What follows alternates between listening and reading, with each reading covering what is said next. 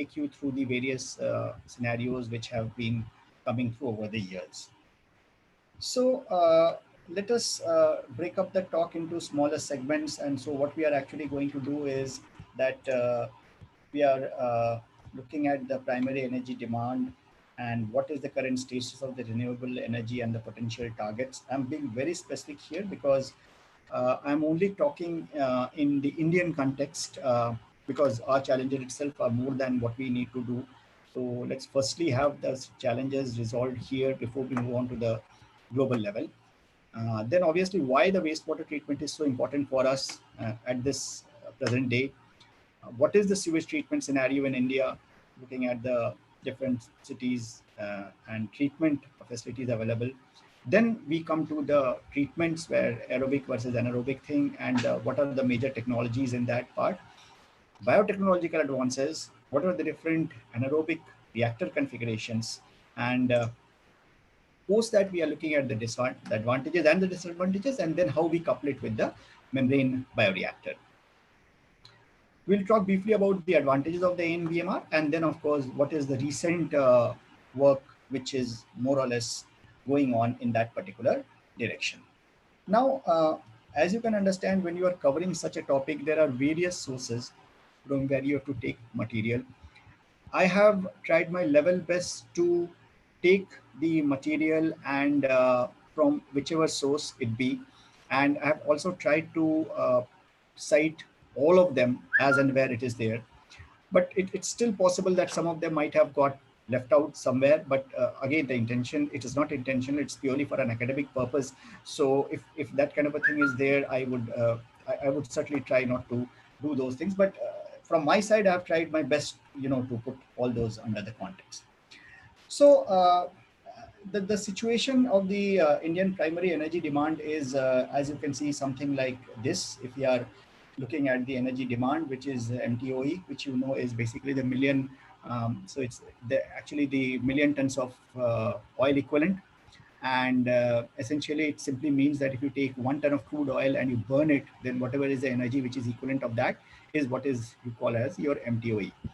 And you can see the situation which is emerging in terms of coal, oil, gas, nuclear, hydro, biomass, and so on and so forth in terms of the MTOE, which is there. And obviously, in the year 2030, it's really going to be very, very problematic situation which we are going to actually face. The situation is also a bit more typical for us in India because the primary energy consumption in India has grown manifold. It has grown by 2.3% in the year 2019. And as of now, we stand in the third place. We are just behind China and US. So it's a huge fight that we are going to have in the coming days or the coming years. And all of us need to do our share of putting clean energy to across in terms of the usage.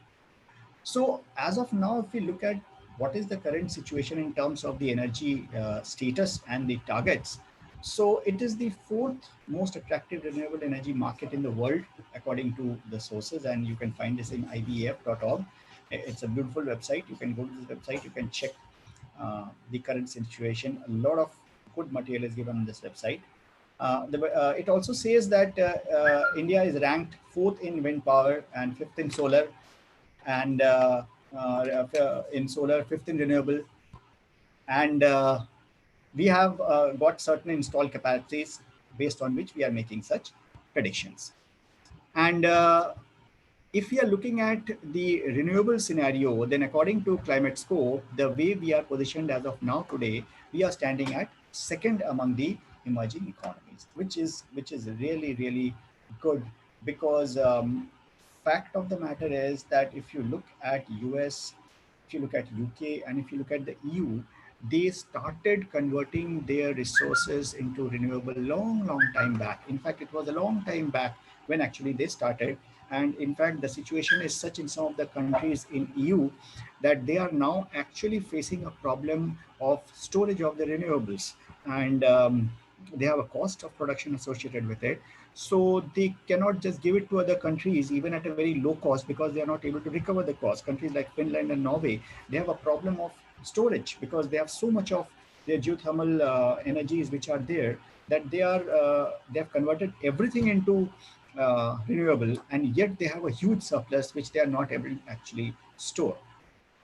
So if we are looking at a position which is ranked second in the emerging economies, I think we are doing well in that aspect.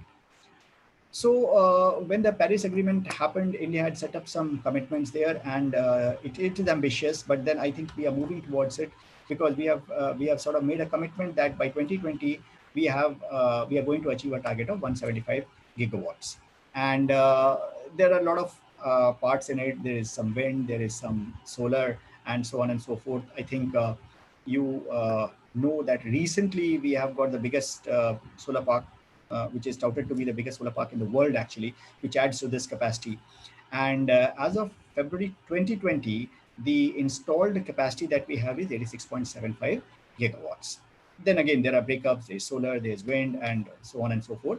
But since we are looking at wastewater, so we will be looking at it in terms of our biomass, and that stands as of now at 9.8 gigawatts, and small hydro at 4.6. So there's a very small, breakup in terms of the way we are actually working. So this is another new data which I was able to get across from the ca.nic.in data. And what we can see is that this is, of course, very current data, 31st March 2020. In fact, after that, as you can understand, data has been almost non-existent because of the lockdown. There is not much of work which has been going on. So this you can state as probably the most current data which is available. And you can see the breakups as we have wind, then solar. So wind obviously has a large share, and this comes predominantly from a major part of it from southern part of India. They have got huge wind farms over there. And if you're traveling across the land, or if you're traveling across the railways, especially with Tamil Nadu and Kerala, you will see these wind farms are there. They're quite a sight to behold. They are gigantic wind farms out there. And of course, then you have got biomass, which is this, and then small hydro, and then again waste to power, which is actually quite a small amount in terms of, or rather at 138, which is obviously 0.2%. So if you look at it, this is how the generation is there in terms of the renewable resources that we have in our hand as of today. So the question now comes is that why, firstly, the wastewater treatment is so necessary. Why not let it be just as wastewater? Why do we want to treat it, and so on and so forth? So the answer for that is very obvious and critical. The reason is that we are one of the biggest consumers of fresh water in the world today. And we are accounting for almost 750 billion cubic meters of it annually, which you will find is a very large amount of freshwater consumption compared to the other parts of the world. That it becomes even more critical simply because of the fact that we are only access to 4% of the world's water resources.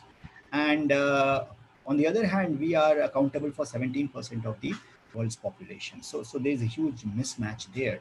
And we are looking at a looming crisis, which is sort of lurking somewhere out there. Probably we are aware of it, but we are probably not so much active about it. And according to the Pollution Control Board, they are saying that the estimates which we are looking at 750 billion cubic meters, by 2030 we are going to look at 1.5 trillion cubic meters, according to the predictions in terms of the consumption as per the population which we are going to reach by the end of 2030. And if those predictions stand correct, then it's really quite a serious issue so far as we are concerned. So the thing is, then how do we go ahead? Obviously, wastewater treatment is absolutely necessary to be treated and put back again into the system in terms of consumption. So again, this is some material which has been taken from Swachh India, NDTV. This is again a good website. You can get plenty of information here. And they ran some sort of a, I think, consumer and interactive programs. Few days back, they had roped in some big celebrities like Amitabh Bachchan and all that. Basically, these are awareness programs, and I think people do actually watch these kind of shows to get some more idea as to how things are propagating in our country. Now, this is more of a global thing, which I took from a recent paper which got published in Biomass and Bioenergy, and this gives you, roughly an idea of how the wastewater is distributed over the entire world. So you have the America, which has 35.8, and then you have got so this is Africa here, and Asia, and then Europe. And obviously, as you can see, that we fall in this part somewhere. And the problem in our country is that there are very low levels of awareness. We don't use water judiciously. We feel that it is something which is free for us. We feel that the water which comes through our tap has no value associated with it. We don't uh, put accountability in terms of the cost which goes into producing this water. Many of you might have gone out of the country, and you will obviously realize that if you go to any place to eat, you will not be given the customary glass of water which you demand first when you go to any restaurant to eat. In fact, it is charged. In places like Germany, it is very costly. You might be paying up maybe 1.75, 2.5 euros for a bottle, which will be 250 ml. And you will actually think twice before you drink the water. In India, we don't. We just ask for the water first before we even sit down and order. And you can imagine that is where the problem actually starts from. Our awareness levels are actually very low in terms of the water that we drink or the water that we use. And so there's a huge amount of wastage. Now, that is actually where the problem is. I think there is another very important sentence written here, which I think we should just look at, is that we have always been sort of, sort of been told that there is a huge amount of water resources. We have some of the biggest rivers in the world, like Ganga, Jamuna, and but frankly, if you look at it from the realistic perspective, the situation is not really like that. We don't have abundant water resources in our disposal because of the population per se, the water which is available. And the availability of water has actually kept dwindling over the past several years. And the estimation in 2050 stands at just 1100 cubic meters per year as compared to what it was in 2001, which was 1800. And you can imagine that this is a pretty serious issue which we need to be bothered about. And the second bigger problem is that whatever is the water that we use for purpose of sanitation, please understand that in all the European countries, even across Asia, the water which is used for sanitation is actually recycled. A major part of it is recycled. Most of the housing societies which are built in Asia or even Europe have got a dual piping system. And dual piping system means that they have one piping which runs the water which we use for drinking and so on and so forth. And there's a completely different piping system which goes into the toilets. And that water which comes into the toilets, usually that water quality is quite good compared to our standards, but still it is used purely for sanitation. And so that's purely recycled water. The water quality is no doubt not bad, but yes, it is definitely not drinkable water, as we would say, and it is purely recycled. So that is a huge big difference which we have between our country as of today and from the countries which are there. And still we don't have this awareness, even in case of urban areas. In rural areas, it is even still poorer. We don't have this kind of a distinction over there. And therefore, the wastewater recycling infrastructure is not actually well set up into the scheme of things. We haven't sort of put it into our scheme of things that yes, wastewater needs to be recycled, and then how can we actually do it, especially for a proper infrastructure to be put in place and used across the country. So if you look at the total situation, and I'll give you very specific statistics which will tell you how things run. This is just a very brief situation, and especially with Delhi in question, is that we only recycle 30% of the wastewater. That's quite a small number by today's means, as we can say. And of course, all of us are aware. I don't have to emphasize, I don't have to tell how the situation is there normally in terms of the kind of the way we dump our sewage. It simply flows into the rivers. One case in question is, of course, people who are living in and around Delhi is the river Yamuna. It doesn't look like a river anymore. In fact, when you are entering Delhi by a train and all that, even if you're sitting in an AC compartment, and I believe many of you have actually faced it, you face such a strong smell when you are entering Delhi, especially from the UP side or from some other sides, wherever you're crossing the any kind of riverine bodies. I think you immediately feel that there is something very foul which is coming. And I mean, that's one of the reasons which you know is probably that Yamuna is one of the most polluted rivers in the country today. So this is something we know about it. We are aware of it. Uh, yes, things are being done about it, but I don't think it's being done in the level that it should have been done or should be actually done. So obviously, wastewater treatment is important. I mean, we don't have to actually tell that to anybody. Everybody is aware of that. So this is just a cartoon, a schematic representation, more or less, to say what is happening. So as you can make out, there is a severe scarcity of fresh water, and as a result of that, what is happening is that when you're looking at it's put in green actually with inverted commas, because you do understand that corporate green initiatives are more or less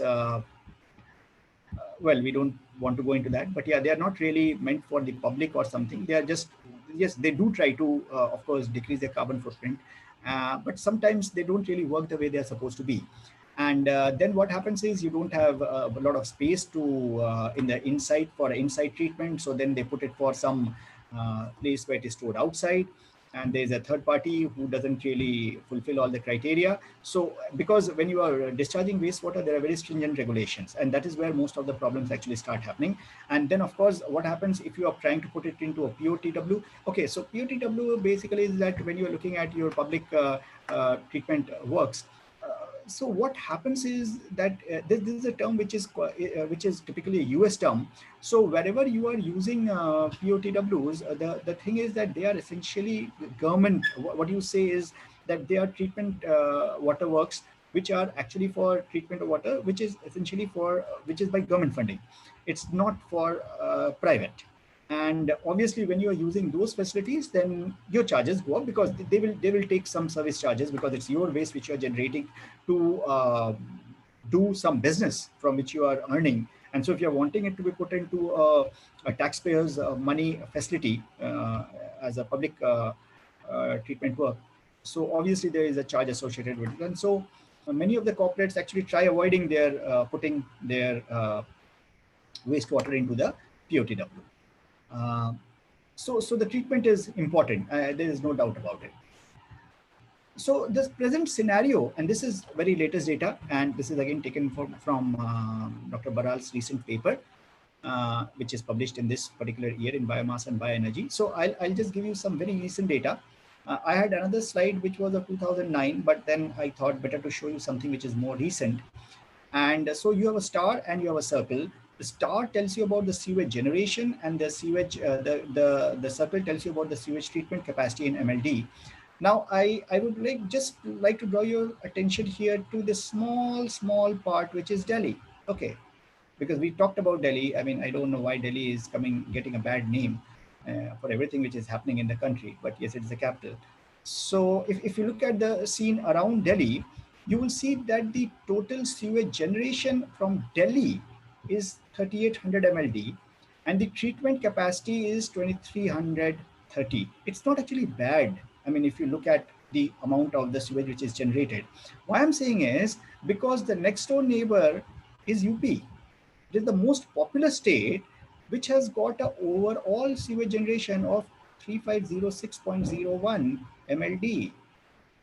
So UP in entirety has got 3506, whereas Delhi has got 3800. So we are actually looking at a very serious situation emanating from Delhi, and especially when this amount is not close. So you can imagine there is a huge population density here, and there is a huge amount of wastewater getting generated, which is not actually being treated. Now I'll give you some very specific statistics related to the generation and the treatment capacities related to some cities and states and things like that. So as I said, that the treatment capacity is there are about 35 metropolitan cities which have got a very large population, and the if you see that the amount of the treatment which is happening as per the statistics, I don't want to be very specific here. It is around 51%. So typically, you are looking at about 51% of the treatment of the sewage water which is going to be treated. Delhi, as I mentioned to you, is the highest, and which accounts for almost 29% of the treatment capacity of all the metropolitan cities. Then Mumbai comes, which is 26%, and so on and so forth. And if you look at Delhi, then for Delhi, the per capita sewage generation is 4.02 10 power 3, uh, which has the highest in terms of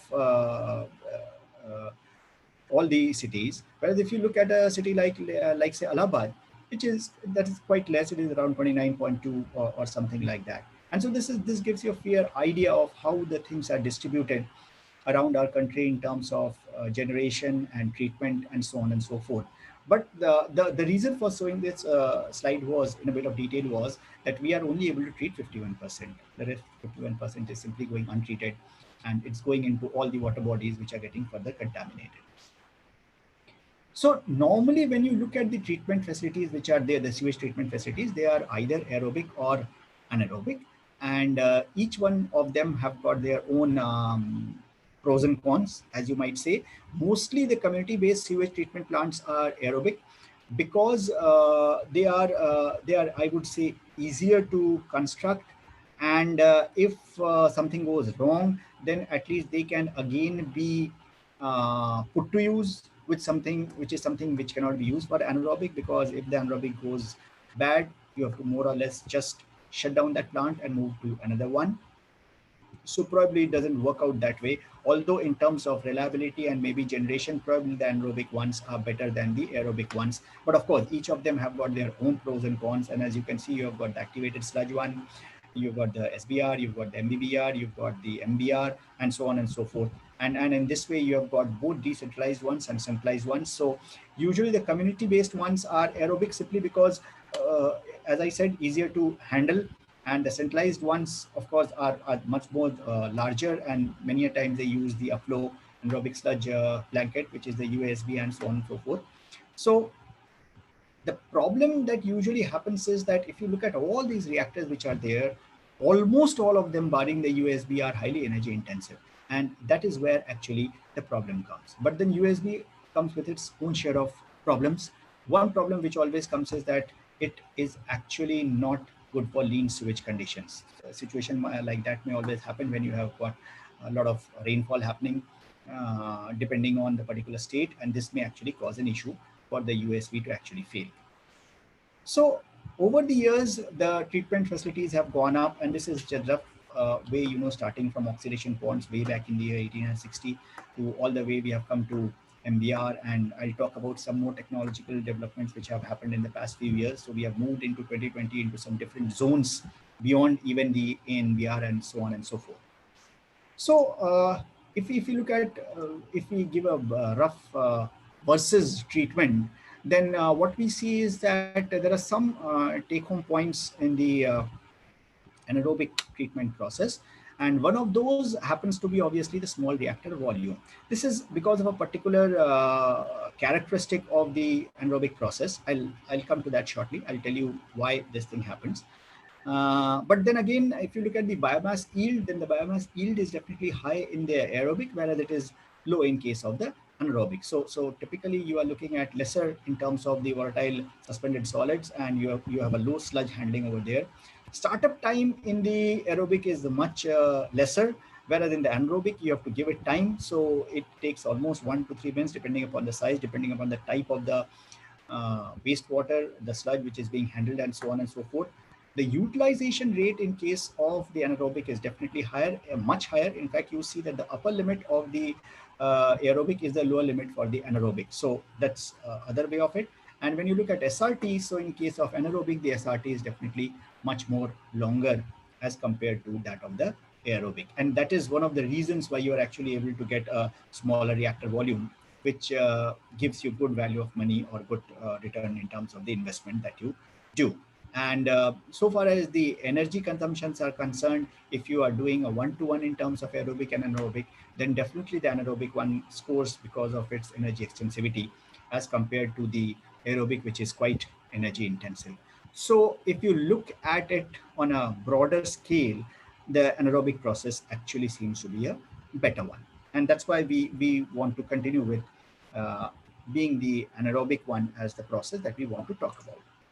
So, of course, there are several advantages. I have again taken Dr. Baral's paper as the base paper because it's a recent paper. It has got recent data, and although and it's got very uh, I was going through a lot of papers in these past few days. I found that Dr. Baral's paper was probably the most up to date one, and it had all the things which were needed to be presented rather than going into too many things and using a lot of data.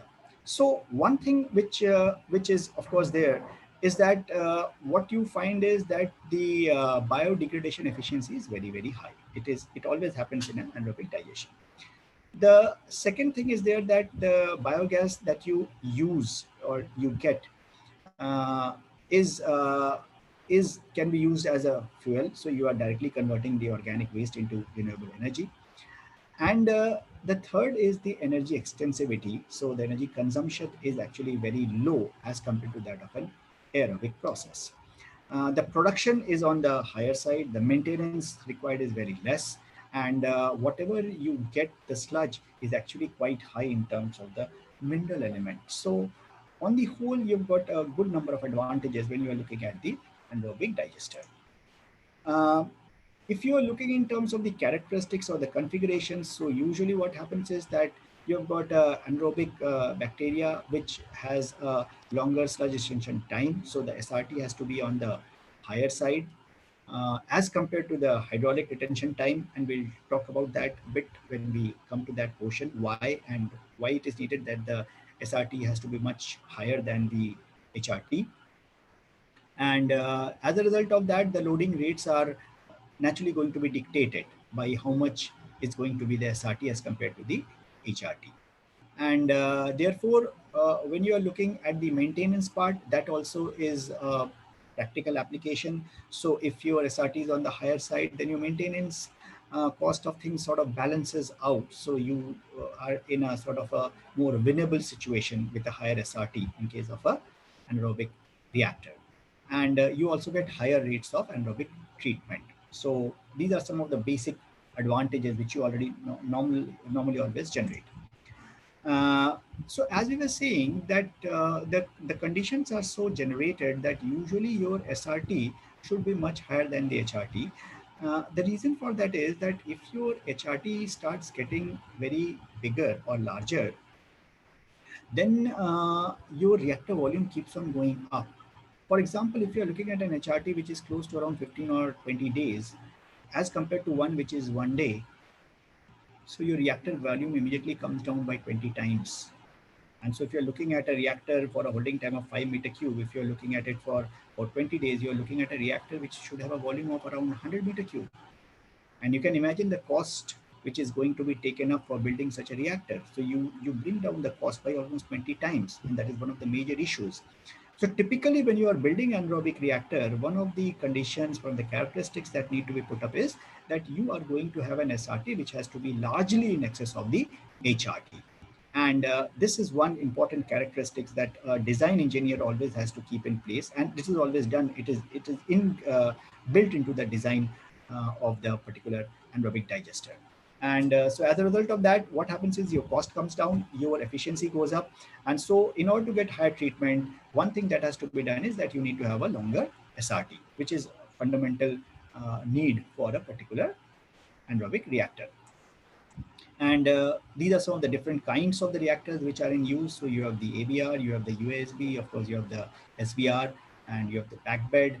Then you have the fluidized and the expanded bed FEBRs, and so there is a whole a lot of them depending upon the kind of the sludge, depending upon the kind of the investment, and depending upon the kind of the final water which is needed in terms of COD BOD levels is how you put your reactor into use. Now, when you look at the specifications of the anaerobic reactors, and as we said, there are so many of them. So you have anaerobic filter, a flow, and membrane reactors. So if you see in all efficiency, HRT, SRT in terms of days and so on and so forth, organic loading, biogas, and methane concentration, then overall picture which comes out from here is that definitely the anaerobic membrane bioreactor proves to be the better one. Now, up till now, we haven't actually looked at the what is the anaerobic membrane reactor. We are just saying it is one of the reactors in place. And so it means that even in the anaerobic reactors, there are different conditions. And there, the anaerobic membrane bioreactor definitely is the better one. So the question now comes that how it is better? Why do we suddenly want to go from anaerobic into some more coupling where we probably have to put a membrane bioreactor coupled with the anaerobic reactor and get a one which is doing a better job? So let's try to see now what are the problems inherent to a anaerobic reactor. So one of the problems is that, as we said, it's a slow process. As we said, the starting time itself takes sometimes 2 months, 3 months kind of a time. And another thing is that you need a large reactor volume because your HRT and SRT have to be separate. They cannot be on the one platform. So that is one issue which always comes up. The quality of the effluent is on the lower side. You get about 30 to 100 mg per liter. And this is typical in an aerobic reactor. And even the retention of your solid and bacteria are on the not very good. There are poorer, somewhat poorer as compared to the others. So if you look at that, so the problem that happens because of that is that your biogas, in fact, which comes out, that has around 50 to 60% of methane. Now, when it has got 50 to 60% of methane, you have to further purify that. And that means that you have to put up another setup in place. The other thing which is very important for us to know, as because finally it is the output which matters here, is that typically the theoretical calculation for the methane yield stands at around 0.35 cubic meter per kg of the COD removed. But the actual methane yield which comes from an anaerobic reactor is quite low. It is even 0.08, and most of it, the rest of it simply goes dissolved. So we completely waste on that. We are putting up a big amount in terms of the infrastructure, in terms of the costing, but definitely it doesn't pay us the dividends because we are far away from that 0.35. It's not even 0.1 for that matter. It's even less than 0.1. And it does not also work very well in case of lean wastewater. So we are looking at now some serious issues which are always associated with the anaerobic reactor. So now what happens is that in order to do away with these issues which were there in the last two slides, we find that if we couple it with a membrane bioreactor, okay, then we find that the productivity goes up substantially. And when you integrate these two, what you get is what you call as the anaerobic membrane bioreactor in AnMBR. And this certainly is a much better configuration as compared to just the standalone anaerobic reactor or the standalone membrane bioreactor. So just to give you an idea how things have gone in the past few years and how it has gained significance is, I've just given you some statistics from a recent paper which got published in the year, I think 2015 or 16. I've put up the paper in the bibliography. I'll share that paper. And you can see the number of publications. It was published in 2015 end, so it has only got till 2015 September, the publications. And you can see the situation which is there in terms of anaerobic membrane bioreactor as compared to anaerobic and municipal wastewater. So, I mean, you can just see this is industrial and this is municipal, and you can see right from 2000 to 2015, and you can imagine what kind of graphs you are going to see in the year from 2016 to 20, because it has taken an exponential jump. So, and mind you, this I'm talking only in terms of Scopus publications. I'm not talking about other publications. So there's a huge amount of work which is actually going on globally on anaerobic membrane bioreactors. Okay. So what usually happens here, as you can see, is that you have a primary clarification happening here, then the activated sludge which comes goes into a secondary clarification, then there is a biogas production here, and then you have the effluent. Now this is essentially your anaerobic part, and then this part goes into the membrane bioreactor, and then you get another set of effluents from here and the biogas which gets generated from here. So this is, you know, how the setup or the schematics of the setup actually work. And what we have found is that there is a significant improvement in the effluent quality. You don't need any post treatment once you have plugged in this with this, and that is the reason why you couple these two to get what you call as an anaerobic MBR. What you use is a low pressure ultra microfiltration membrane, and once you do that, you are actually able to filtrate. So you get basically the substrate gets concentrated by filtering the wastewater, and you are able to retain your VSS. So what you get finally is much higher quality in terms of the sludge, and you are also significantly able to reduce the reactor volume, which is, you know, one of the situations which you are actually looking at over the current scenario. These are some, you know, of the AnMBRs across the world, and I just took some slides and whatever they were with their corresponding citations and their corresponding websites from where they are taken. And then so the idea is that when you amalgamate these two, what happens is that you actually now have in your hands a low energy alternative.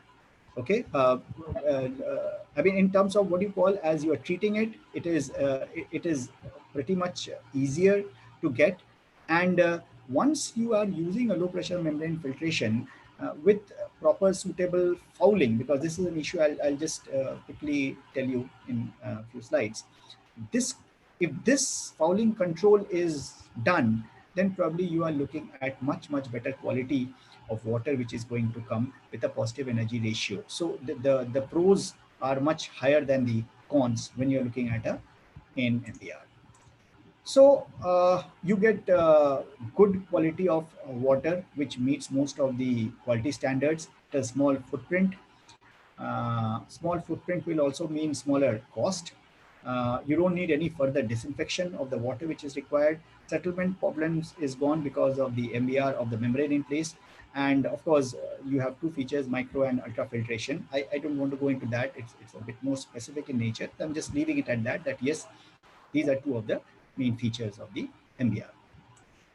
So this is the typical, you know, in MBR setup, and you can see that you will have two separate units. One will be for the anaerobic, one will be for the MBR, and then you can get your outlets and inlets in place and connected with that. And usually the quality of water that comes out is pretty good.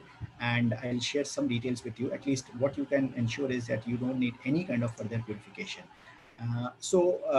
Out of whatever is happening, so one thing which we were discussing just now, you get a methane production which is close to that 0.35 which we are talking about. You are getting 0.08. From there you have moved to a lower level of 0.25, which is extremely good. The second thing is that you get high quality of effluent water, which can even be used for a few household purposes. And then your COD level is 48 ppm, which is very good, because even the acceptable limits are around 200 by WHO. And so if you're getting 48 ppm, I think it's extremely good. So there are plenty of, you know, positive aspects for this particular thing which you are doing. And of course, you have almost 94 to 99% COD removal, which of course is an added impact into the AnMBR. So this again I took from Dr. Baral's paper, and this just gives you an idea of how the anaerobic membrane bioreactor matches up with UASB and FFR, hybrid and expanded bed reactor and so on in terms of HRT, loading, COD removal, feed, methane production and all that. So obviously the methane production is definitely on the higher side if you compare the others. And so that's what makes it so attractive in terms of either whether using it for brewery or distillery or municipal wastewater and all the other situations. And these are some more parameters in terms of the temperature and removal and methane production and so on and so forth. So yes, it's a good technique. It's a good process which you can put up for wastewater treatment. Uh, this is a problem which any AnMBR faces, which we call as membrane fouling. And it will happen either by biofouling, by organic or inorganic. Each of them have their own aspects related to that. So usually what happens that when the feed will flow, you will have some pore narrowing which will happen. Then there will be some clogging which will happen. Then there will be a cake formation. And at one point of time, it will sort of stop working. This is taken from another paper which appeared in Membranes in the year 2016. And so it will be usually from the cell debris or the colloidal particles which come up over a period of time. Then there will be some biopolymeric substances like polysaccharides and proteins and so on and so forth. So each one will come from a different source, but yes, they have a issue. And this is something that you need to rectify. Otherwise, the reactor will start slowing down over a period of time. And at one point of time, it will almost more or less stop. It will just work maybe as an anaerobic reactor, but definitely the MBR part will keep on slowing down. So I don't want to go too much into it, but yes, usually what you do is that there are again many ways in which you can do this membrane cleaning. One is that either you decrease the velocity gradient to some extent, so that if you maintain a high velocity gradient, then you can do that, or you can do some gas purging. You can also use some backflow. Many people use backflow, and if you do backflow, then also you can clean the membrane. And of course, if you can have high flow rates, so you can change the flow rates, and then you can play around with that also in order to check the membrane fouling. And of course, sometimes you bubble gas also through the membrane, which is a very convenient way to check the fouling. Now, having said that, and seeing that AnMBR is here to stay, things have moved ahead. People have moved ahead into this field. And uh, what has happened is that now people are looking at some more advances. And this is a recent advance where people are trying to take an AnMBR and they are trying to integrate it with coupling it with a tubular photobioreactor. Now, essentially, the photobioreactor is a biological reactor which cultivates microorganisms using light sources. And the good part about it is that it acts as a combination of both as a cultivator and as well as a monitoring device. So this has been recently proposed, and this is the kind of a setup which you're looking at. So this is essentially your storage tank. This is the pre-treatment. This is your NMBR, the first part of it, where you get a certain amount of biogas, and this goes into your absorber, and from where it goes out again and enters what is your external submerged membrane. Now, what happens here is that once it has gone here, after the flash drum, it goes out whatever through, because when you're flashing it, obviously you are uh, so basically from here you get one outlet which goes into the biogas plus water, and this goes into the flash drum.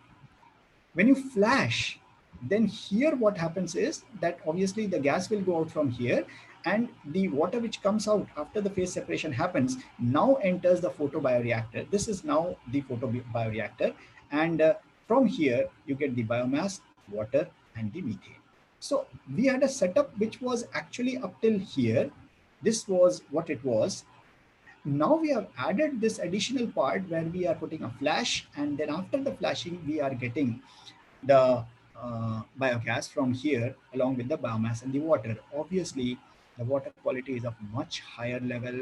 The biogas is much higher in terms of content, and so this is the technology which is now being perverted, being put to use. This is the kind of the flow sheets which are now being put to use, and they are probably now at a stage where they are in the prototypes, I believe is my understanding. So these are some of the publications which I took for putting up this material in place. And of course, this was the paper of Dr. Baral, which I used extensively. People who are interested in this work, they can look at this paper of ours. This has been published in the year 2010. in RACR. This gives you a very, very good idea up till whatever the advances were there till that point of time. This gives you an extremely, extremely good idea about the wastewater situation in India currently. I have used it extensively, so I can vouch for that paper as of today. It's a 2020 paper.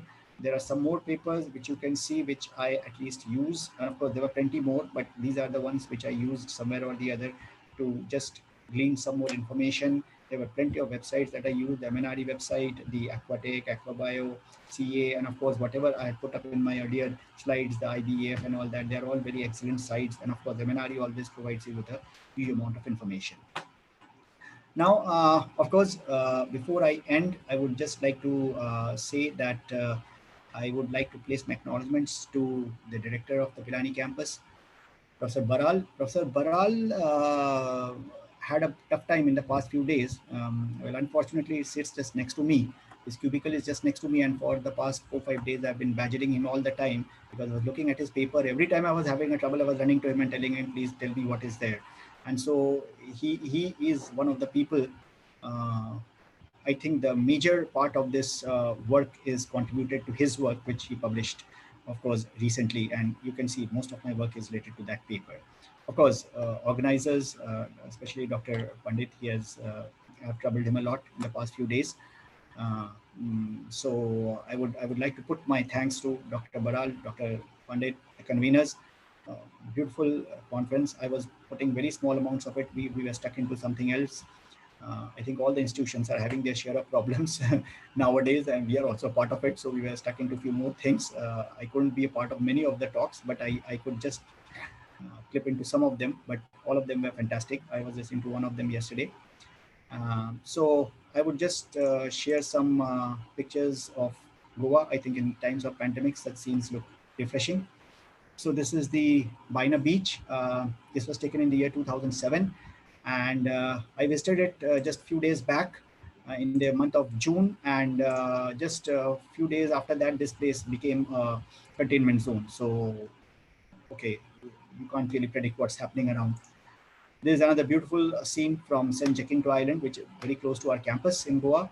And of course, this is again one shot taken as the evening sunset from the Baina Beach.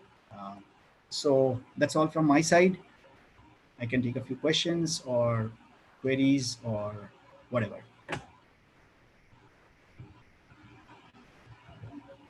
Thank you very much, Dr. Ranjan De. In fact, you presented us with some very interesting facts about the anaerobic MBR as well as the current statistics of the energy usage in the country and elsewhere. We do have some questions for you, and the Yeah. first of them is actually related to what are the conditions of how does the original conditions of the water affect this process. For example, if there is hardness of water, does it affect the technique of water purification a lot?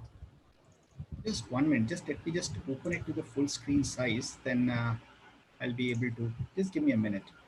Sure, sir. Yeah.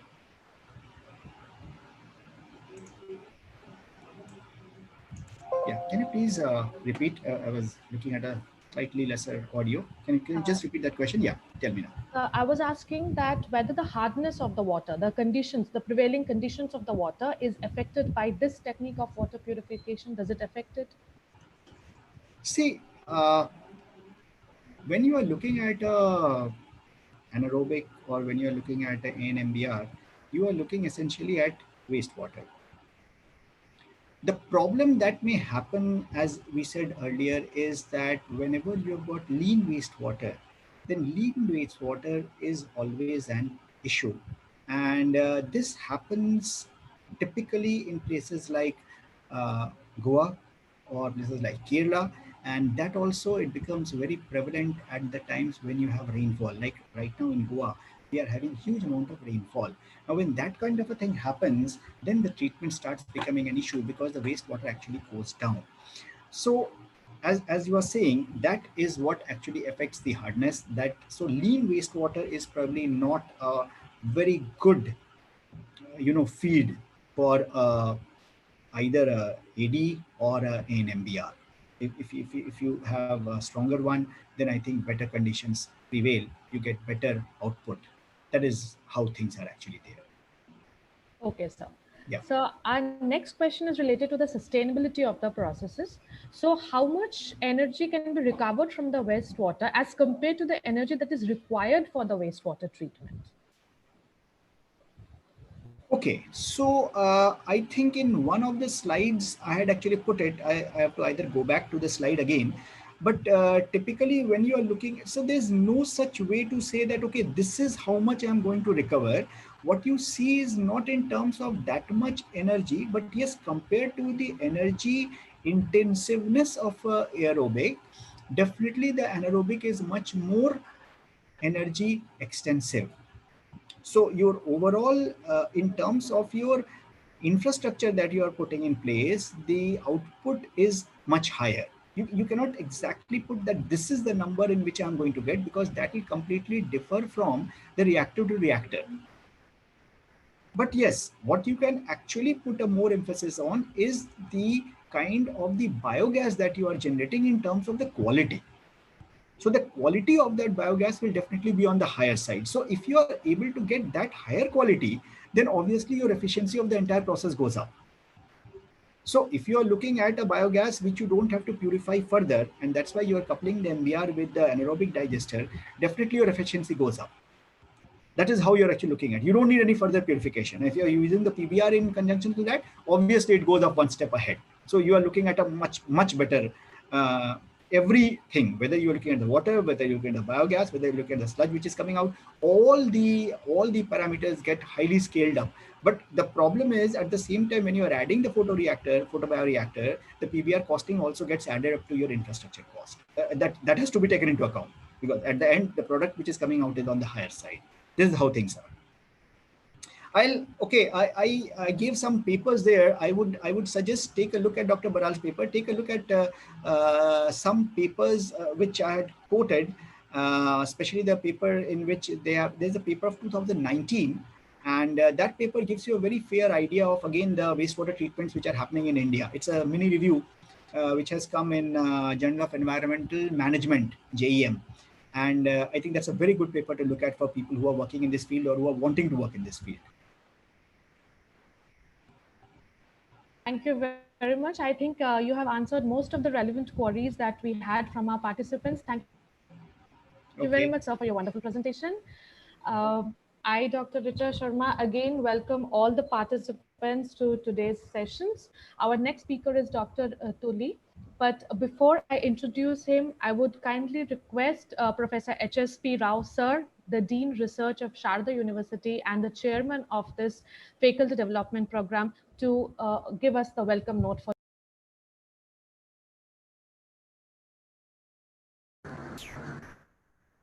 Hello, hello,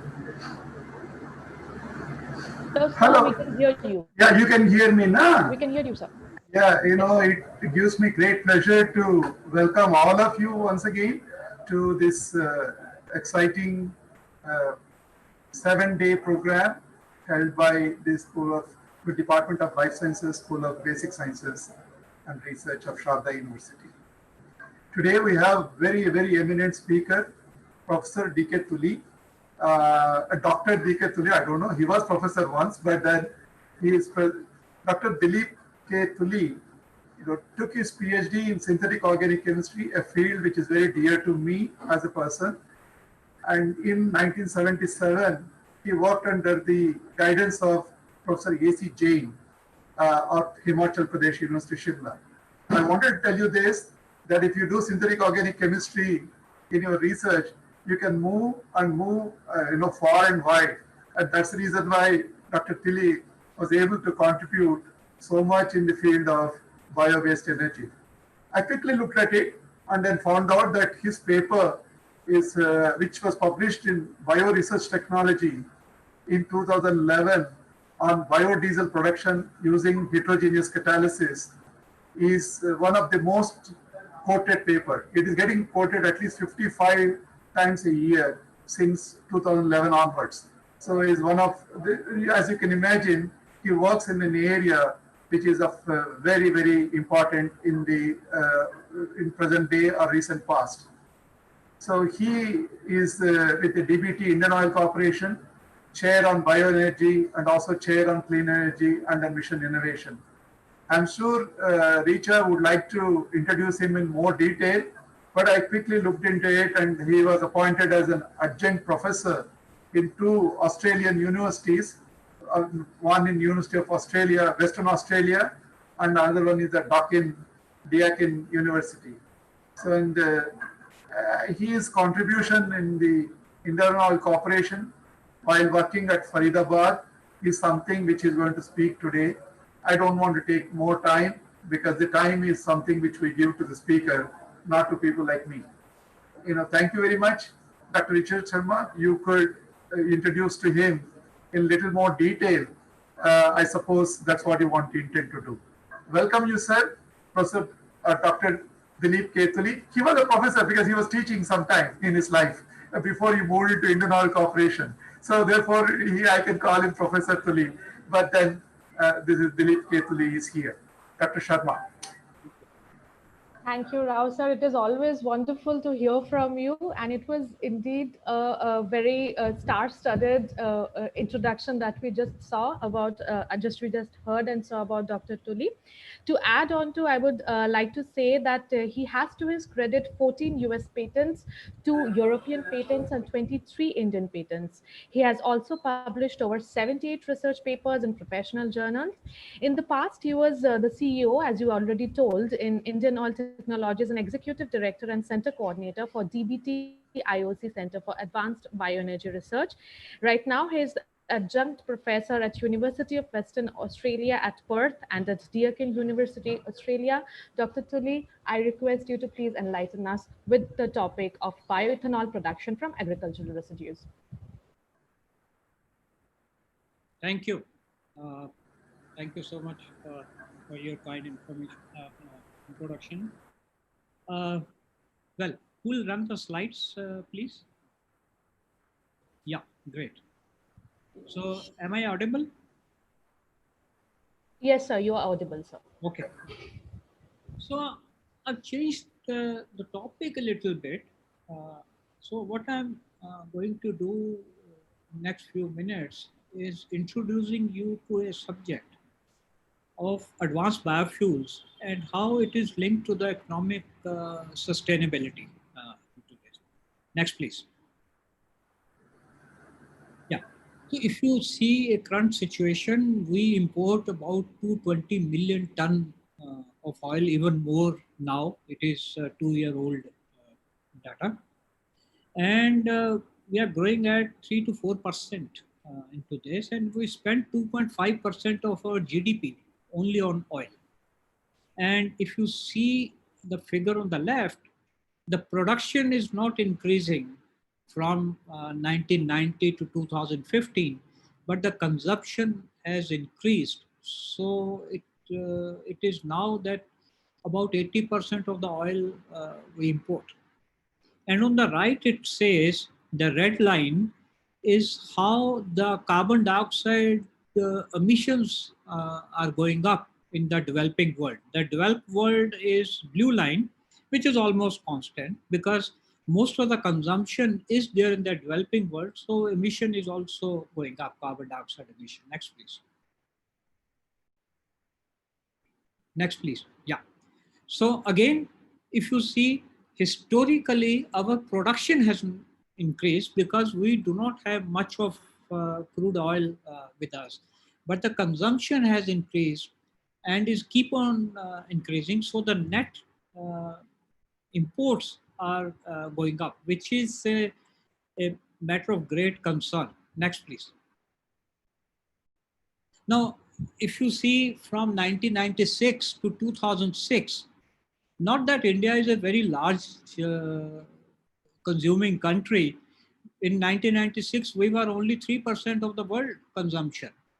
And it went up to 4% in 2006. So we are not very large this thing, but our rate of going is much higher than others. Look at China, which was 11%, went up to 16%. Next, please.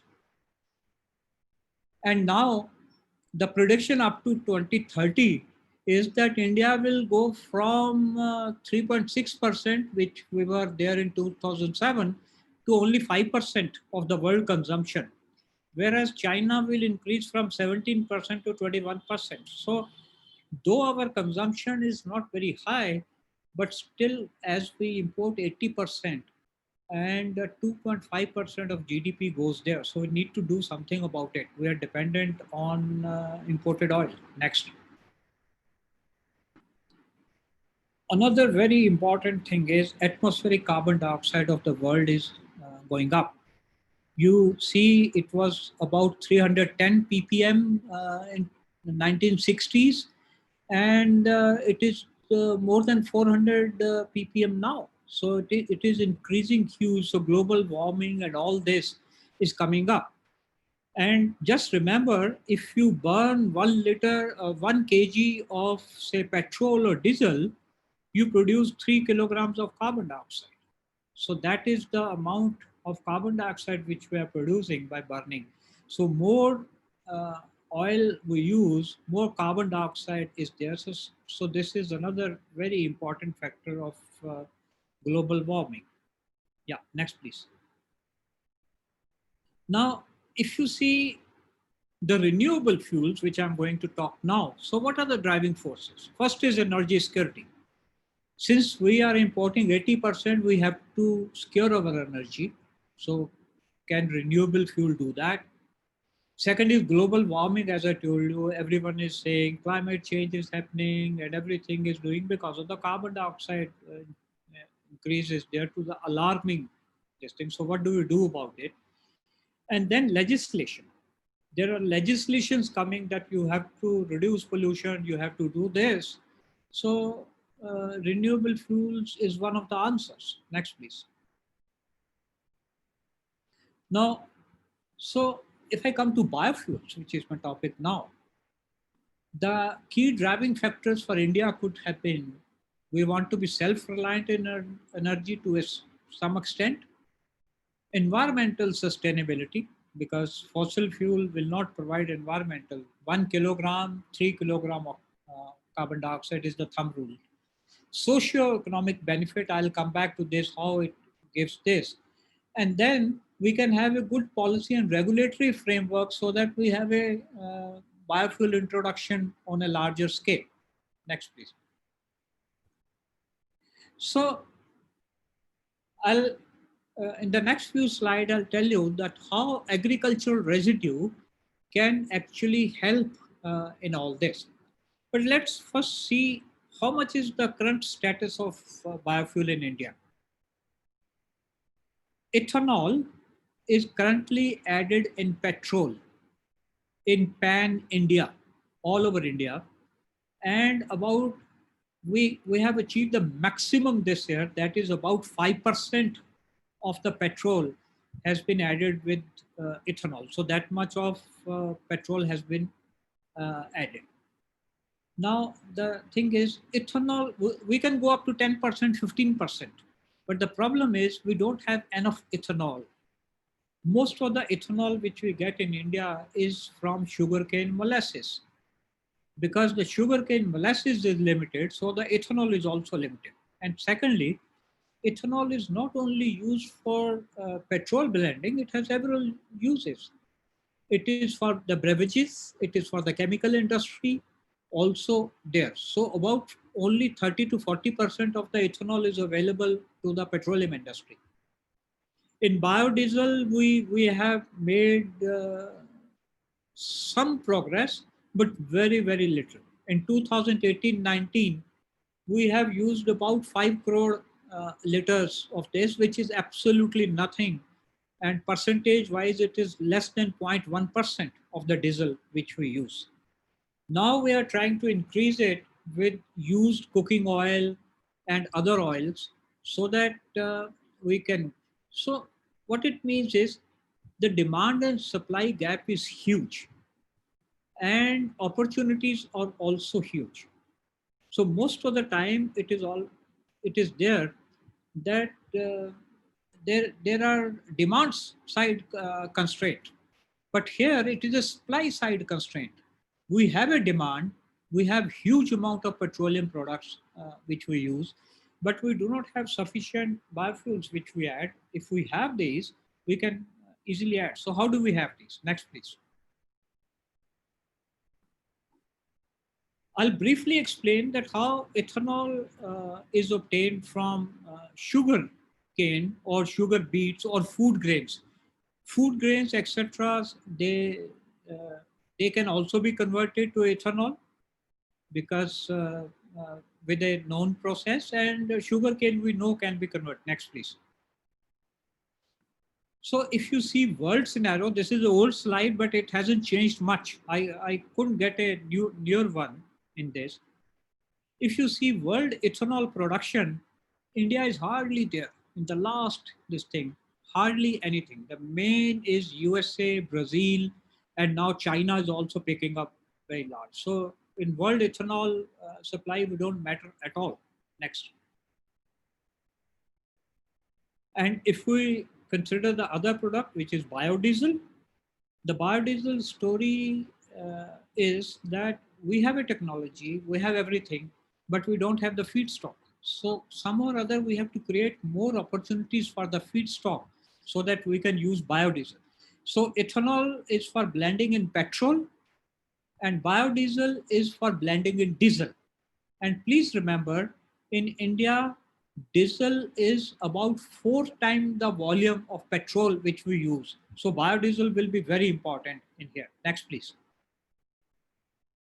So if you are a chemist, you would know this very simple reaction, which was there about 78 years ago, that if you have vegetable oil, and vegetable oil is triglyceride, any vegetable oil, whether it is a edible vegetable oil or a non-edible vegetable oil, they're all triglyceride. So 1 kilogram of this, and you add 0.1 kilogram of methanol with a small catalyst like sodium hydroxide or potassium hydroxide, you easily get 1 mole of glycerine and 1 mole of biodiesel. That is, from 1 kilogram vegetable oil, you get about 1 kilogram of biodiesel, which is methyl ester of fatty acids. It is a simple thing. So production of biodiesel, technology-wise, will not pose any challenge. This reaction is very well known. Technology has been developed. The only thing is, we do not have much of the feedstock available with us. Next, please. Now, what is the world production of biodiesel into this? The yellowish type of these are the European Union. So Europe use most of the biodiesel, whereas in ethanol we have seen it was the Brazil and USA. And Brazil and US also use the second production of biodiesel. Then comes Brazil, Indonesia, and all that. India does not figure at all in this, because we are producing only few crore liters of biodiesel, which is very, very low. So we do not have a very great production of biodiesel presently. Next. So what are the sources? If Europe is using biodiesel, they are making it mostly from rapeseed oil and sunflower oil. So they can afford it, large amount of land, large amount of rapeseed and sunflower. So they convert it into biodiesel. For India, this is not a choice, because these are edible vegetable oils. And you'll be surprised to know that after import of crude oil, the next largest thing which we import is cooking oils, vegetable oils. So we do not have those. So rapeseed, sunflower is out. Soybean is in US, huge amount of soybean in US. Soybean is also a vegetable, edible vegetable oil. So this is also out for India. In Eastern countries, it is the palm. In Malaysia, Indonesia, and all that, it's again edible oil, so it is out. So none of these feedstock are good for us. Next. Next, please. Yeah, we tried non-edible oils. For example, we tried jatropha, we tried neem, we tried pangomia, which can be grown and they are not edible. But unfortunately, what has happened is the yield is uncertain and they require large area of land, though it was a little success and some amount of oil is being done there, but it's more or less certain that on a very large scale, we cannot use these as well. Next, please. So, as I said, in 2009 only, our company had developed a technology and several large plants have been made. So what presently India is doing is we are importing the crude oils, crude palm oils or palm oil sludge from abroad, purifying it, making biodiesel, and then using it. But since the biodiesel in Europe gets a premium price, so most of the biodiesel which is being produced in India is exported. So there, because it's a question of economics into this. So not very large biodiesel is available in here. Next. So if you see the issues, the biggest issue is that we have limited feedstock because vegetable oils which are edible cannot be used. And then diesel is 4 times that of petrol, so we need huge amount of biodiesel. Technology is not issue as such, but a good thing which has come now is that used cooking oils, there have been a legislation that used cooking oils will be discarded and these can be converted to biodiesel, which is very good. So a lot of production has started now from the used cooking oil, but still we need new sources to be discovered in order to come in, and people are talking about algae and all other things into this. Next, please. Now I introduce to you the latest in this, that since ethanol is also limited because we are making it from sugarcane and sugarcane is limited and cyclic also. 1 year you have a good crop, next year you don't have. So since we do not have ethanol, so there's a new source, which is the agricultural residue. That is, agricultural residue means wheat straw, rice straw. After you have taken out wheat and rice, so whatever material is left, straw is left. And you would be knowing that in Punjab and Haryana, huge amount of rice straw is burnt every year, and that causes pollution which comes up to Delhi in this. So it's trying to make a good case that can we use those agricultural residues which we presently burn and convert them into ethanol? Yes, there is a technology available. The only thing is we have to make a complete value chain of this. Next, please. So let's see, how do we make ethanol from sugarcane? So from sugarcane, you have sugar extracted, which goes for sugar, and the uh,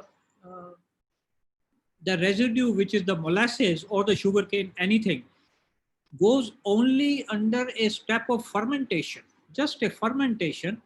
And after this, a distillation comes and dehydration, we have alcohol. So it's a simple step. There are about 360 sugar cane refineries in India, sugarcane mills, which produce this ethanol. We produce large amount of it. Technology is no issue whatsoever. Next.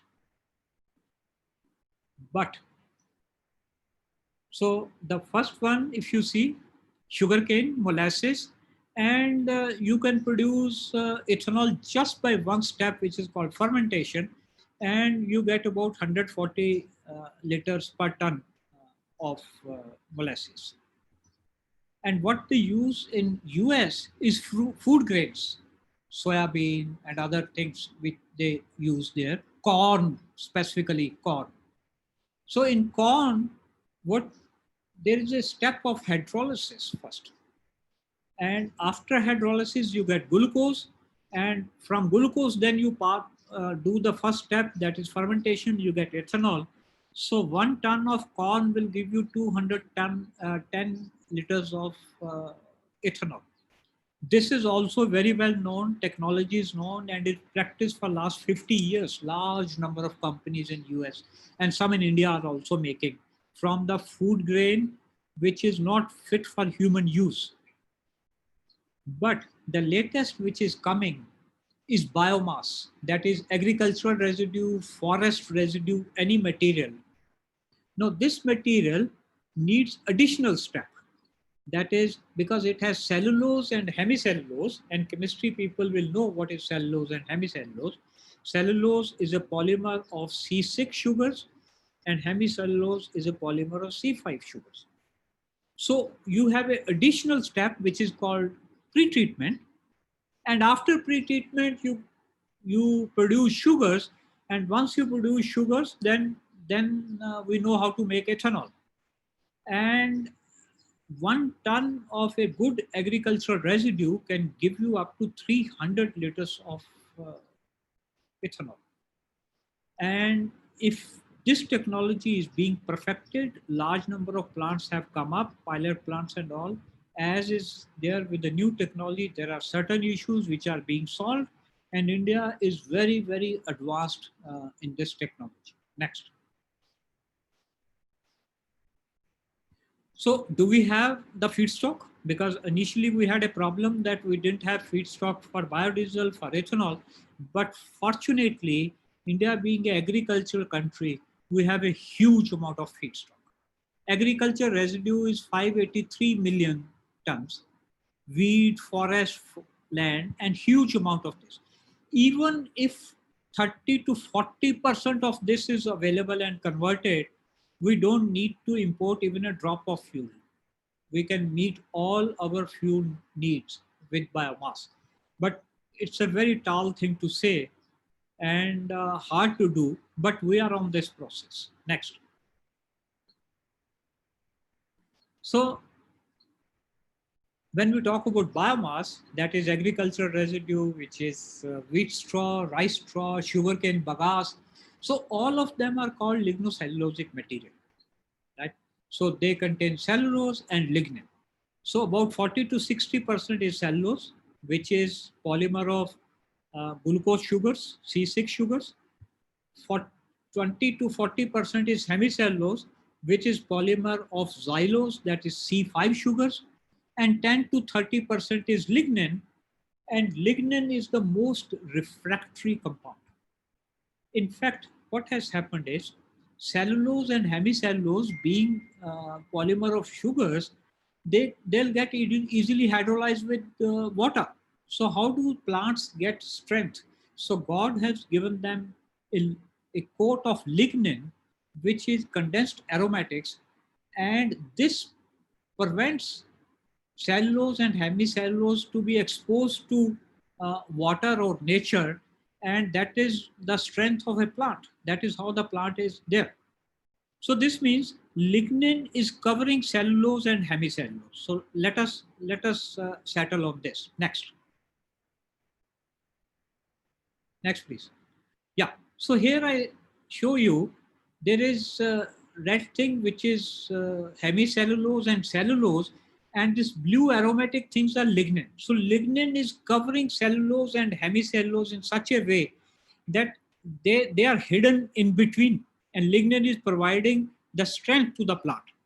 Now we know that cellulose and hemicellulose can be converted to sugar, that is glucose.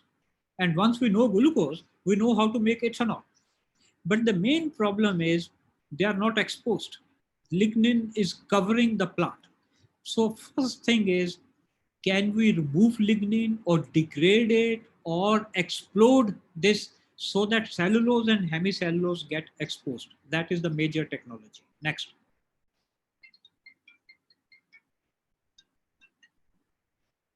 So feedstock, which we have done on a lab and now on a pilot scale and industrial scale, wheat straw, rice straw, maize straw, corn cob, bagasse, all of them are called lignocellulosic material. They have lignin, which is surrounding, and cellulose and hemicellulose, which is sitting inside. So we have to remove lignin. Next. So these are the plants which are already there. Next. Now, something about cost.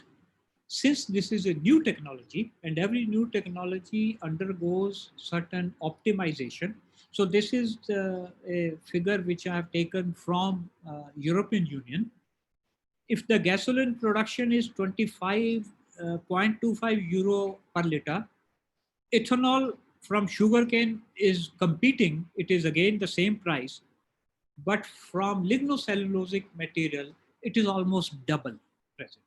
But the cost is coming down every day, and it is expected that within 4 and 5 years, it will start competing with the sugarcane material. Next. So there are large number of plants I've just noted, which with a different capacity, 10 million gallon, 20 million gallon everywhere. Next. And what is the Indian scene in this? Huge amount of R&D has been done. This is one area where India did not lag behind, and we are at the global level. Department of Biotechnology made few centers, 5 of them in IITs and other institutes, only to research on 2G ethanol. Private companies like Praj and all spent millions of dollars on this, and technology has been developed. It's been developed, it has been shown good on laboratory scale, on large pilot scale of 10 ton per day. And now with government support, because it is expensive, 12 large plants, large means 1 lakh liter of ethanol per day plant, which use about 400 tons of biomass per day is being there. So future looks good here. Next. So the conclusion of my little talk was that ethanol from sugarcane is most cost effective presently, but is limited. We don't have much. We can use only 5%, 7% maximum. And future production will be from lignocellulosic biomass, which has a great promise because India being an agricultural country, we have a huge amount of this. Algae, which I haven't talked because it will take more time, is another research phase which can give you biodiesel material. And apart from other reasons, it will be environmental reasons. How do you prevent farmers from burning the material on their field? And how do you do this? So biofuels, renewable fuels is a ray of hope for Indian energy sector. And another 4 or 5 years will be very, very interesting to watch on this. Next, please. Is that the last? Yeah. Thank you. Thank you very much, Tuli sir. And we really came to know about the prospects of bioethanol and biofuel production. So I have a few questions regarding the sustainability and the self-sufficiency of the methods. The first one is that we right now, as we are saying, we import a lot of ethanol and we make synthetic production of the ethanol and use it even in lab scale. So how long before we become self-sufficient with respect to that, when we can produce our own ethanol for all purposes? Well, there is a misconnect of what I said in this. We do not import large amount of ethanol. What I said, we import large amount of crude. Ethanol we are producing in country. All sugar mills which produce sugar produce molasses and they produce ethanol. What I said was, it is not sufficient. And importing ethanol and adding into fuel, it's better that we import fuel then. So we're not importing ethanol. What I said was, the Indian production, which is from the sugarcane molasses only, is limited and cannot meet the Indian demand. So that is why new area, that is agricultural residue, has been come up. which will throw us a large amount of ethanol. And the first of these large plants will be operational within 2 years. Thank you, sir, for your answer. Now we understood it that, as you said, that very in the near future, probably we will set up large plants with the agricultural wastes and we can convert it to the ethanol for our own production. Sir, I wanted to ask one more question that was there from the participants. So for using for very limited purposes, for example, in a laboratory scale, we need highly purified ethanol. So if we add to the additional steps of, as you said, that what we are getting is the source itself. From there, we purify it and we produce that amount. So what will be the additional commercial aspect of that? Well, whosoever has asked this question, I'll like to tell them that ethanol, which is given in market for most of the uses, is 95% ethanol. And you would all know that while we distill ethanol, it forms a azeotrope, right? So you keep on distilling, it forms a azeotrope, it is 95%. But this ethanol cannot be used in fuel. For adding into fuel, that is into petrol, ethanol has to be 99.5% pure. And since it forms azeotrope, it cannot be done. So there is an additional step of purity, which several companies in India are doing. That is, they dehydrate the 5% water and make it 99.6, 99.7% pure. So that is called anhydrous ethanol. There's a huge amount available. And whatever we use in our petrol is anhydrous ethanol, which is 99.5 plus purity.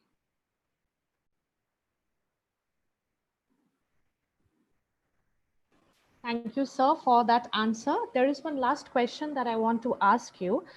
This is about your experience in the oil industries for bioethanol production. So what are the challenges that is usually faced during on-site production of biofuel? Well, there are, for example, say if you take ethanol, presently oil industry is not producing ethanol. We buy it from all the sugar industry, ethanol. Right. Now these plants, these 12 plants which are coming up, government has mandated that oil industries, that is IOC, HPC, BPC, they will put up the plants. Reason being, the capital cost of each plant is about 700 to 800 crore rupees. It's a huge capital investment. It's a very complicated plant. So the first plant we are expecting will come in Panipat refinery, which will be using about 500 tons of rice straw per day to produce 1 lakh liter of ethanol to this. There have been large problems in this. We took about 4 or 5 years to perfect this technology in laboratory, then made a pilot plant, run it on continuous basis, collected data, and the same thing was done by private industry, which has done exceedingly well, Praj Industry in Pune. They also put up a pilot plant at a huge cost, about 30-40 crore rupees, and run it. And now they are confident that we can supply technology. Government of India took a decision that the first few plants will be from the Indian technology itself. Otherwise, foreign technology is available. So they wanted to develop it in India because they think that a large number of plants will come up. So there are a large number of challenges. Thank you very much, Dr. Tuli. I think it's really very hopeful to hear that the future prospects respect to indigenous technologies are coming up, and we can soon see a future where we are completely self-sufficient with respect to bioethanol and biofuels. Thank you very much for your talk, sir. We'd like to move on to our next speaker. Our next speaker is Dr. A.K. Mongre. He is Associate Professor in the Chemical Engineering Department of the National Institute of Technology in Surat. He completed his MTech from IIT BHU Varanasi and PhD from IIT Roorkee. His research area is biological wastewater treatment, anaerobic treatment, upflow anaerobic sludge blanket reactor, microbial fuel cells, hybrid systems with septic tanks and microbial fuel cells, and waste to energy. He has completed and he has ongoing 7 sponsored research projects from DST, NRB, DRGO, NIT. He has received more than 1 crore rupees research grant for various funding sources. He's a life member in professional bodies like Indian Institute of Chemical Engineers, the Institute of Engineers India, Indian Society of Technical Education, Indian Water Resources Society, Indian Environmental Association. He is currently a guest editor of the journal Sustainable Energy Technologies and Assessments, and he is also an advisory editor of the International Journal of Environmental Sciences. I request Dr. Mongre to kindly speak on the osmotic and benthic microbial fuel cell prospective solution for energy and environmental crisis.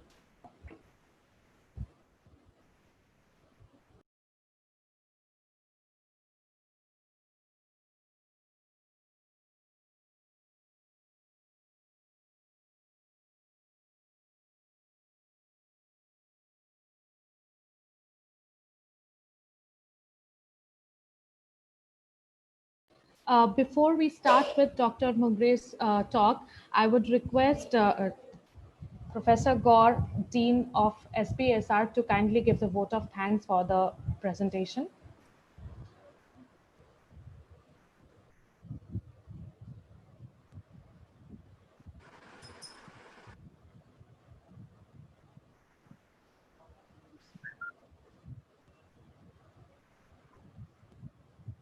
Gaur, sir, are you there?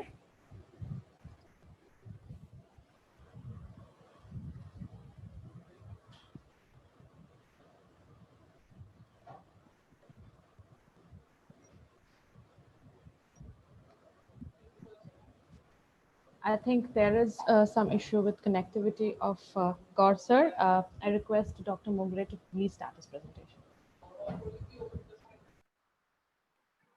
Hello. Sir, you are audible, sir. Thank you very much for a nice introduction.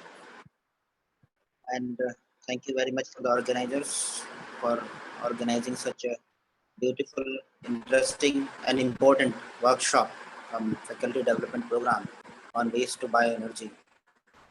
And in continuation of that, I'm also this bioelectrochemical systems, especially as per the request and other things are covered. So what I will try to focus on, it will be based on osmotic microbial fuel cell and something on benthic microbial fuel cell. So what are the prospective solutions for energy and environmental crisis? So myself, Arvind Abdulke. I hope it is visible to everyone. I'm audible. Hello. Yes, sir, you are audible. And the slides are also visible. Okay, thank you very much. So I'm from NIT Surat. NIT, National Institute of Technology, Surat, not from Surathkal, because many of the people are a little bit confused with Surathkal and Surat. And you are well aware of among 7 NITs, we are among one. And initially, those NITs were regional engineering college, and those are converted to NIT in 2002. And then from 2007, those are having the national importance. Now this is the bird view of our campus, lush green campus. This is the entry gate. This is the statue of our Sardar Vallabhbhai Patel, and this is our department. So this is a little bit overview of our department. And what I will cover, it is based on 4 aspects. One is the most important thing is sustainability. For that we are working on sustainability for wastewater treatment. What are the conventional approaches and why we should change those conventional things. Then how we can utilize bioelectrochemical systems. I'm considering those as unconventional things because from that we are interested to convert all these waste into energy or resources. And finally, I will be focused on resource generation from using. So sustainability itself is a combination of or interaction of these three E's: environment, economics, and society or equity. So if we take care of all these three, then certainly whatever interaction would be, it would be the sustainable development. Okay, so in that case, we can understand this phenomena by this simple example. Like if we use a seed in the soil, then that seed will grow as a plant, and during the time, it will utilize all the resources which are available in the soil. And with respect to time, what it will do, it will give back all the things whatever it took from the soil. So ultimately, it shows that there is a closed loop system. So whatever resources were required to this tree, it utilized from the soil, and again it is giving back to this soil itself. So nature maintains the balance of the fertility of the soil by proper balance, by proper mechanism. So it seems to be sustainable. But if we see it in the current practice, which is the conventional way of wastewater treatment, which is a centralized approach, means mixing of all kind of waste, and then what we are doing, we are using this MFSL, mixed first and separate later approach. So what we are doing, we are making things complex, and then we are trying to find out that let us say if water scarcity is there. So many researchers or intelligent fellow are proposing that why not we utilize this wastewater at sewage treatment plants. But the treatment cost of that wastewater would be very high because of we have mixed everything at one place. So this seems to be a root cause of the problem. So in that case, we all are well aware of centralized system where the waste which is generated at our household is transported towards all these sewer lines. Then sewer lines are connected with the main sewer line, and finally it is sent to a wastewater treatment plant here. And after the treatment, it is sent to a river, and then we are claiming because of the treatment. Unfortunately, the treatment efficiency is very poor, and based on that, our rivers are dying. This small treatment plant is not so small. It utilizes long sewer network can pump to transport this waste towards this treatment plant. Then lot of electricity, operation and maintenance cost, backup generator. But ultimately, after utilizing so much of resources, what we are get finally. So it seems because rivers are dying. So it seems that we are not getting anything. So it is nothing. Now again, if we see this the initial slide, that there is a balance of air. But here what we are doing, this is the grains in the field, what we are consuming, and after the consumption we are discharging all those, and then based on the discharge and transportation of all these towards sewer lines, it is sent to sewage treatment plants, where unfortunately 30% is treated and rest 70% of untreated is discharged towards rivers or our aquatic environment, and from these rivers it is directly sent to oceans. It is a sink of all such kind of waste whatever. So it seems that it is very well clear that there is no closed loop, because we started from this and then it is finished into this ocean. So nothing is coming back towards this soil. And to maintain the fertility of the soil, we are again using some chemical fertilizers, excess chemical fertilizer we are using. And if anything excess we are using, then certainly there would be an issue. And ultimately those will again come back towards this river, and then you are well aware of what problems will be there. So those problems we can see in all this figures or photographs, those are very much clear. So we made small problem a bigger, more complex kind of issue because of this discharge of all these things towards our rivers. And when all such facilities are available, then certainly there is a fair chance that all the industrial people, certainly illegally, they are also discharging their waste through these sewer lines, and finally it will end up with such kind of situation because the DO is not available in such conditions, so there is no aquatic life. Because of NPK, which are available in our sewage, because of that you can see such kind of waste. And eutrophication again is simple phenomena. And again we have some conventional thoughts. We are doing a lot of rituals, and after that what would be the scene of our all environmental bodies. So whatever we are doing, this seems that this is not a sanitation. This is only a disposal. We are shifting this waste from one place to other place. There's a lack of closed loop and consequences toward this society. What we are giving to the society, you can see, like in this figure. This is Belanguru Lake in southern part of that, and because of that, you can see when such amount of waste in terms of heavy nutrients and chemical when it is introduced there, what kind of situation is there. Similarly, here you can see in this Belanguru Lake, uh, uh, there's a lake fire in this lake, and this is just because of the addition of all such kind of uh, waste material into the lake. And then we saw that such kind of water or aquatic environments were protected by policemen and all such things you can see because of low fertility, uh, poor irrigation, all such poor farmers, they are forced to do all such kind of things. Okay, so these are the situations whatever available, or what we people means academicians who are working in these areas. So what would be the solution in this case? Solution is simple, but unfortunately, it requires proper understanding of science and technology, which we can say this would be an unconventional approach.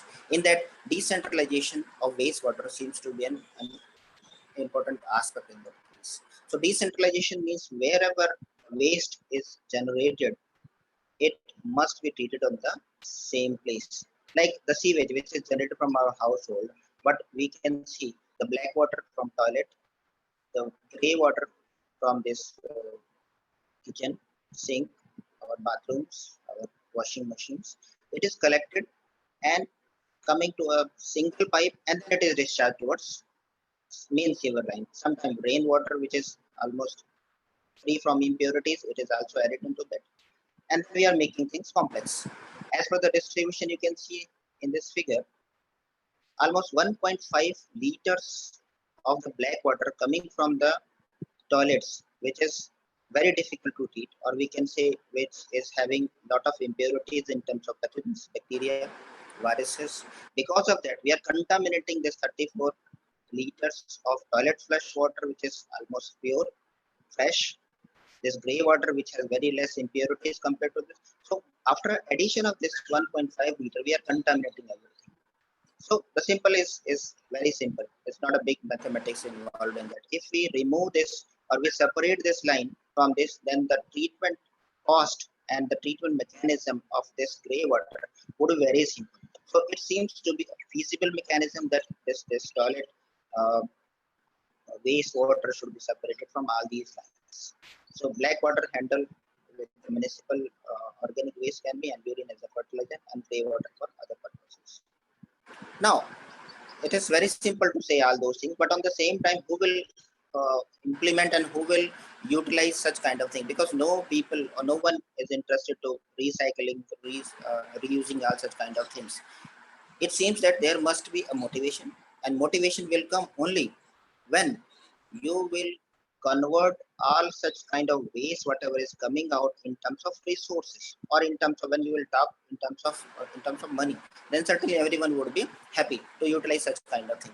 So in this case, at this stage, we can generate energy or resources from biomass, from the wastewater itself, sewage, from urine, from excreta.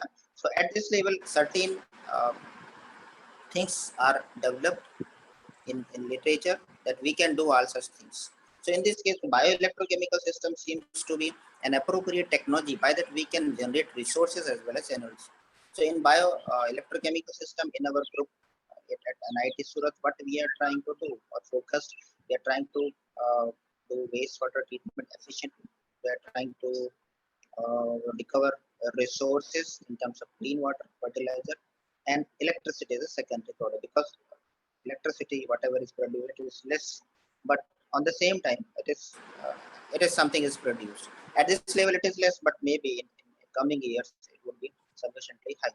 So we are using microbial fuel cells, we are using osmotic microbial fuel cell, we use benthic microbial fuel cell, we tried to stack all those things. Then recently we are coming towards wetlands. So it's a combination of all those things. Based on that, we are trying to do all such things. So in that case, I will focus on osmotic microbial fuel cell. I'm skipping this microbial fuel cell considering earlier speaker have talked about microbial fuel cell. So what is osmotic microbial fuel cell? Osmotic microbial fuel cell is the same kind of microbial fuel cell, but it works or it utilizes forward osmosis. So let us have a little background of forward osmosis before that. So forward osmosis is a process in which water molecules move from one side of an FO membrane, forward membrane with higher chemical potential to other side of FO membrane with lower chemical potential. You can see in this process, and you can majority of are well aware of reverse osmosis. Forward osmosis is a natural principle, but to stop this osmosis, what we are doing, we are giving some extra pressure, which is little bit higher than the process of osmosis. So then it is termed as reverse osmosis. In FO process, some other researchers are working on this PRO mode and PAFO mode. PAFO mode is pressure assisted forward osmosis, means if certain pressure is applied at this level where fresh feed is available, then because of applying minimum pressure, then the flux in terms of JW is increased. Some are interested in PR mode, that in this case some external pressure is given at this salt water or this draw solute, where because of this addition of this flux is increased. But the application of such type of PRO and PFO are difficult. So based on our requirement, we are choosing that FO, PRO or PFO mode is utilized or not. The main component for FO are the draw solution or the draw agent, is salt water, and second one is the membrane. This membrane is FO membrane, forward membrane, which is very important and a little bit costly. So the desirable properties for the ideal draw agent, it must have high osmotic pressure. It must be non-toxic, because not in FO, but when we using it as an OMFC, then certainly some bacterial or microbes will be there. So it should not be toxic. It should have low viscosity, high solubility. It must have low cost. Its recovery should be easy. It must have low reverse salt diffusion kind of thing. Similarly, for membranes, FO membrane must be hydrophilic, highly porous, thin, inert, chemically and biologically, enough strong, having anti-fouling property. Generally, polymer membrane like polysulfone, polyether sulfone is the popular polymer to fabricate FO membrane. It should have high water flux and low reverse salt diffusion. These STI membranes are generally utilized as commercial membrane, but for application of in our OMFC, it is little bit costly. So in this case, when we are using FO membrane, because of the continuous flux of water, when it will come through this FO membrane, this water will come out because of this osmosis process, and it will dilute this draw agent or draw solution. So to maintain the desired flux, certainly there is a need one more treatment which can remove the excess water from this, and certainly it will maintain the concentration of this draw solute.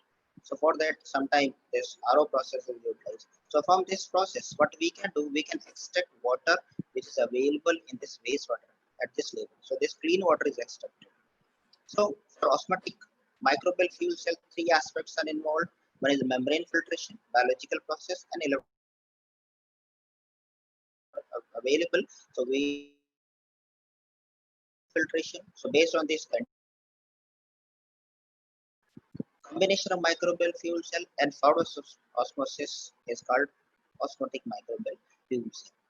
This is a similar little bit the microbial fuel cell, and in this case, what you can see, because of utilizing this FO membrane, is enhancing the electrical generation because of extracting high quality water from that. But additionally, one more step is added in that, which can maintain the concentration of the draw solution at this place. And ultimately, we can get three things. One is the wastewater is treated. Second thing, bioelectricity. And third one is the recovery of pure water from this any kind of waste, any kind of liquid waste. Now, the most important aspect is the membrane.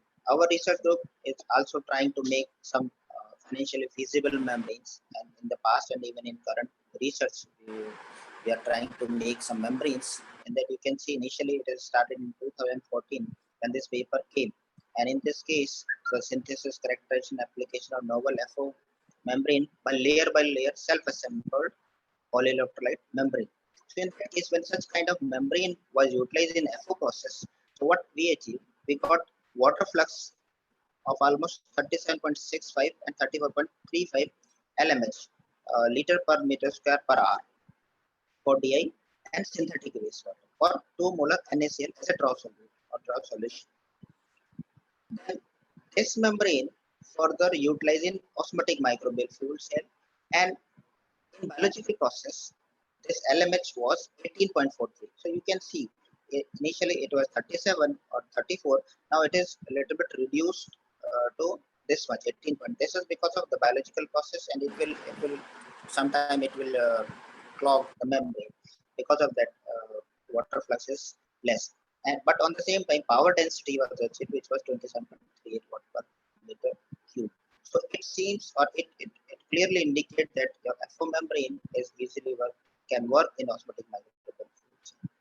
Then for FO process, there are certain parameters which should be optimized. So in this case, the intention was that what are the parameters which should be optimized, and which parameter is the most important parameter which should be taken care while we are doing experimentation. So in this case, some parameters like the feed solution velocity, draw solution velocity, feed solution temperature, and draw solution temperature were taken as parameters, and overall performance was measured in terms of maximum reverse solute flux selectivity.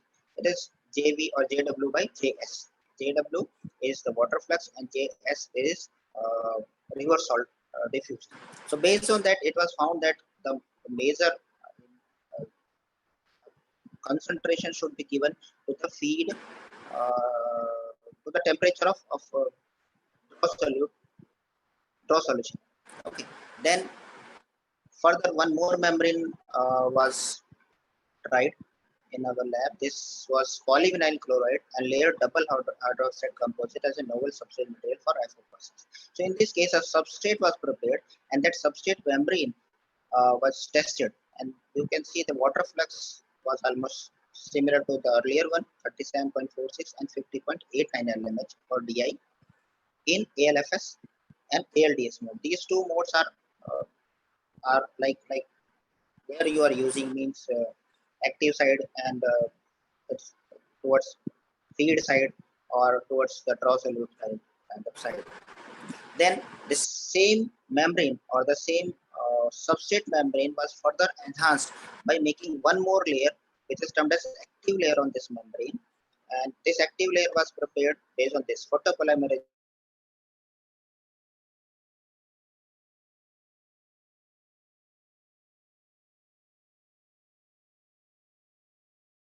better efficiency compared to this, because of one more active layer was available in them, and it increases its performance. Then overall this membrane, after finding all the results, it is sent for patent. Then these are the results what we achieved from that. So water flux of 57 and 78 LMH for DI, and NaCl was taken as draw solution. And these are the monomers which were varied. So what would be the optimum concentration in that case? Those monomers those were utilized here. So those were varied. And finally, it was found that the 75-25 ratio of those monomers gave the maximum reverse solute flux selectivity, or SFS, in terms of this. And then this membrane was tested in osmotic microbial fuel cell. Here you can see all the combination of all the ratios of all membranes were tested in osmotic microbial fuel cell. And finally, what we got the higher power generation compared to our CT membrane as a commercial membrane. You can see this was 237.23 milliwatt per meter square, and water flux was 0.95. And in terms of commercial membrane, if we compare this, this was only 85, and water flux was 0.84 LMH. So you can see the difference of these here and here. Water flux is a little bit low, but on the same time here the draw solute concentration was very high. Here 1 molar and 2 molar of NaCl was utilized, but here we tested with almost half molar of NaCl concentration. So ultimately it found that this patented membrane kind of what we sent for patent, it is working efficiently for osmotic microwave fuel cell. And now what we are trying to make these membranes for our further applications. Now, considering all those things, we found that we should focus on resource recovery from urine, because in this case we talked about earlier that urine itself is an important aspect. So we utilize FO and OMFC for resource recovery from this urine.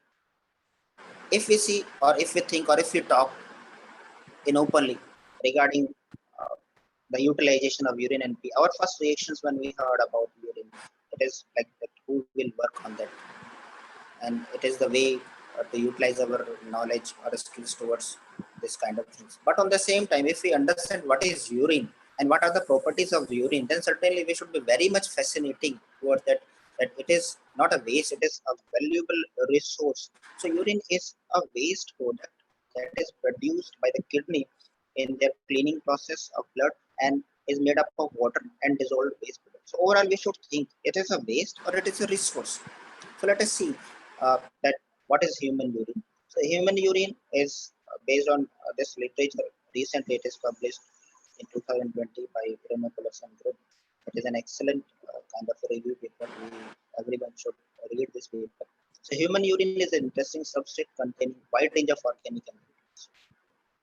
It has been calculated that human urine is responsible for 10% of total CO2, 75% of total nitrogen, 50% of phosphorus and municipal wastewater.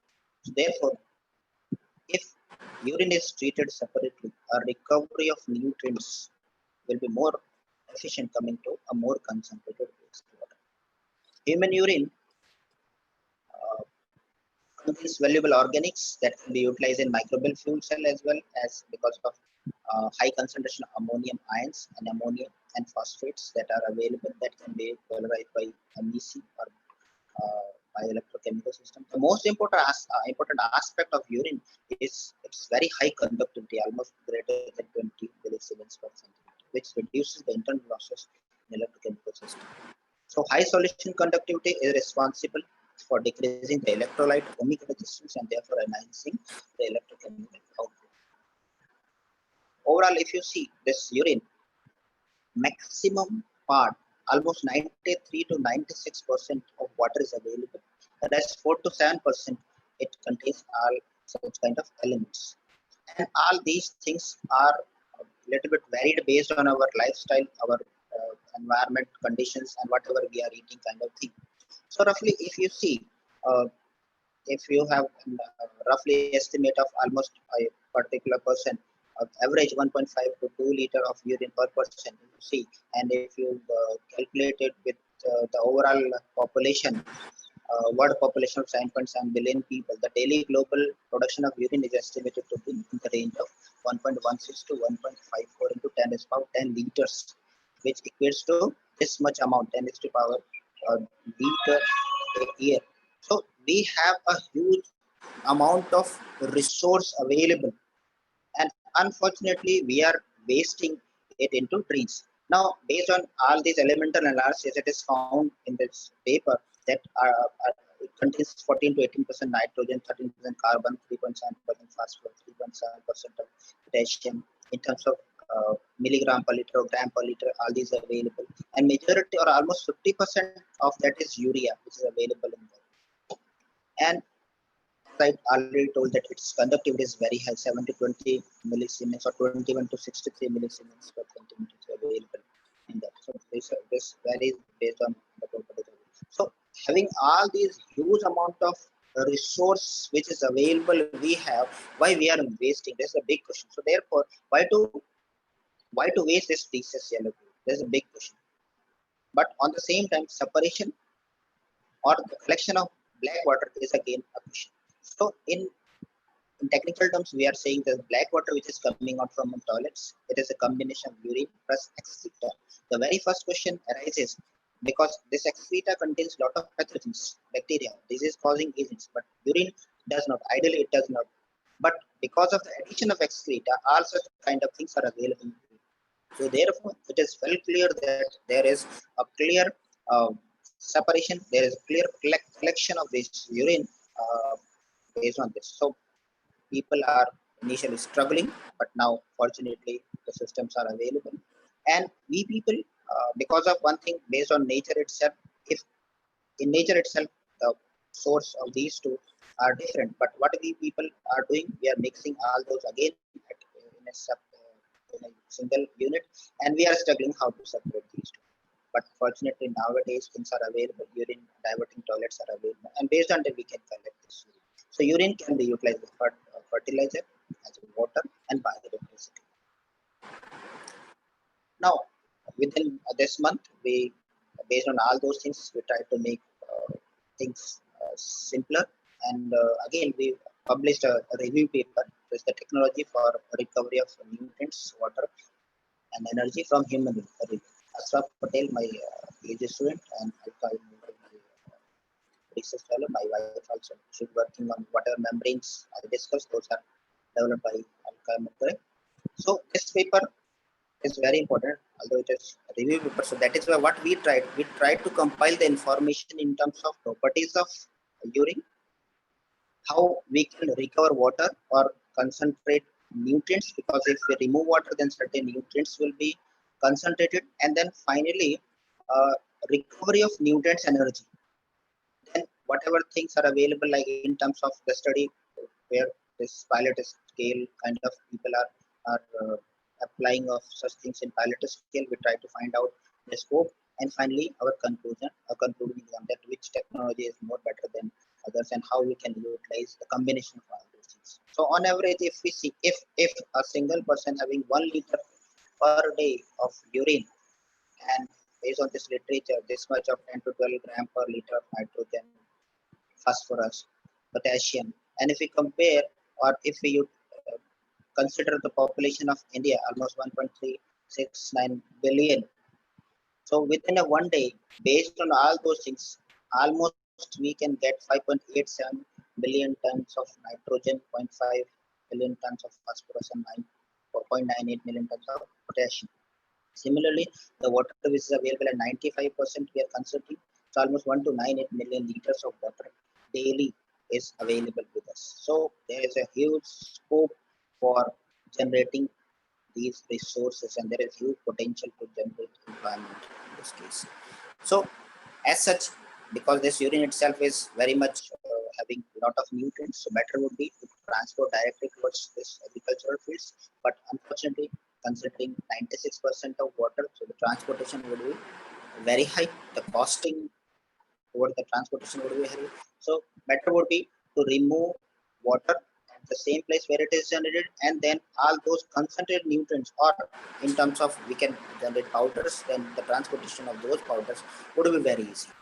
So in that case, the literature suggests that because the property itself are very important, the pH of this urine, electrical conductivity, osmolality are very important.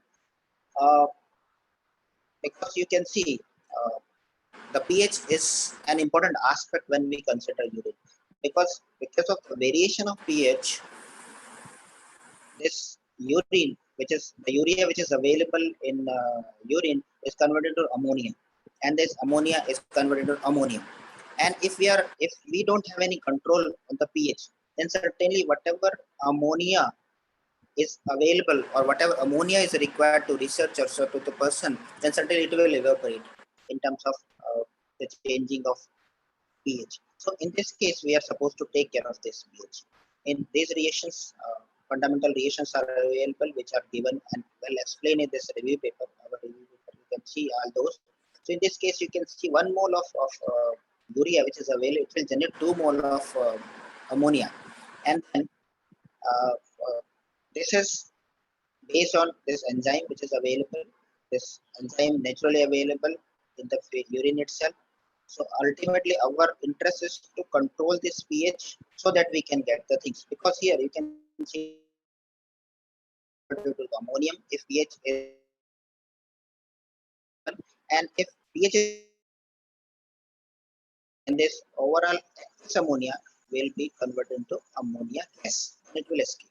So all these gases you can see when in general when we are using our urinals, and if it is not properly cleaned, then certainly we can see such smells of ammonia and other kind of powder material, because based on this hydrolysis and variation of this pH, some powder form are available. This is called stovite. So this stovite is available here. So because of this, also things are available. So there is a need to change.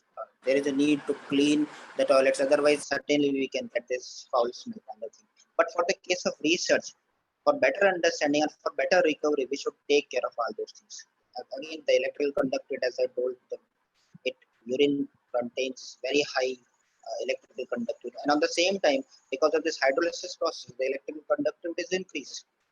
Osmolality is again a factor which consider or which gives an idea of how what is the osmotic pressure of this urine. Based on that, we can select that what would be the osmotic pressure of the draw solution kind of what we are using. So certainly it would be high compared to the osmolality or osmotic pressure of the urine. So these are the technologies which are considered in our review paper. So in that we tried to find out the technology which are based on membrane separation. In that, reverse osmosis, forward osmosis, membrane distillations are utilized, and those are compared. That generally reverse osmosis, the membranes are important, but on the same time it requires huge amount of cost, replacement of all those. Then forward osmosis, because of no additional pressure is required, this is naturally driven principle, but on the same time some cost is required towards the regeneration of draw solution. Then membrane distillation, MD, again it is membrane based. Its costing is little bit high, so little bit high. Then some miscellaneous technology, evaporation is a simple process. By that we can evaporate and we can concentrate the urine, but the evaporated water should be collected somewhere. Then lyophilization, or based on this we can freeze uh, the water which is available, and the urine can be separated. So the technologies are discussed and their pros and cons are discussed, that what technology is better or what are the limitations, what are the drawbacks are available in that. The next part is recovery of nutrient from uh, the urine, and in that case we discussed bioelectrochemical technology like microbial fuel cell, microbial electrolysis cell, and all those miscellaneous technology like precipitation, ionization, and electrodialysis. Overall, it is concluded in this terms that the combination of technologies would be the best thing for the case of the, the technology, because generally when we talked about technology, then technology in terms of there are two major costing. One is the operational cost or operating cost, and second one it's the maintenance cost kind of thing. So in that case, if we consider all those things, this forward osmosis plus microbial fuel cell, if we see, it is based on this. If green is coming, then it is a good performance. Yellow means moderate, then red means poor performance. So in this case, if we have a combination of, based on the literature available throughout the world, we found that FO with MFC is the best suited for all those cases in terms of recovery, in terms of treatment, and it is energy efficient process, although it also eliminates pathogens. Okay. Then based on, we try to make a reactor in our lab, which is little bit better compared to the H-shape reactor. It is a vertically upward flow reactor for FO process, and we compare this with the basic H-shape reactor. Idea was that the basic reactor has limitations, so all those limitations are removed. We tried to remove that, and this novel reactor came out with its results. water flux was comparatively very high, and it is using for long run compared to this basic reactor. And we utilize it for neat urine. The neat urine is collected from urinals, and then it is compared with the drinking water kind of thing. So the water which is recovered from this neat urine, and this is the drinking water having there is the TDS of drinking water and there is the TDS of generated water. The pH of drinking water is 7, and in our case it is 8.66, and there is electrical conductivity. Okay, so this was the water which was recovered from this urine. So this X-shaped reactor was a little bit lower in terms of our generated novel reactor, and again it is censored patent because of next turn we are trying to utilize this with our membrane patented membrane generator. So this was all about the urine, microbial fuel cell, and application of FO in microbial fuel cell and osmotic microbial fuel cell. One more aspect which I want to cover, that is the benthic microbial fuel cell. The benthic or the sediment microbial fuel cell, both are almost same. But when we are using this microbial fuel cell in the benthic regions of ocean, like this is the ocean. It is well clear that all the organic which are available, that it is settled down towards these zones, or the dead animals after that they will be settled down, and after a certain time they will be mineralized, and all the waste which is available. And on one more aspect, that whatever waste generally we are discharging, it is settled down here. So all those waste can be utilized for electricity generation. This is a concept in benthic microbial fuel cell. So in this simple photograph or this simple documentary, you can see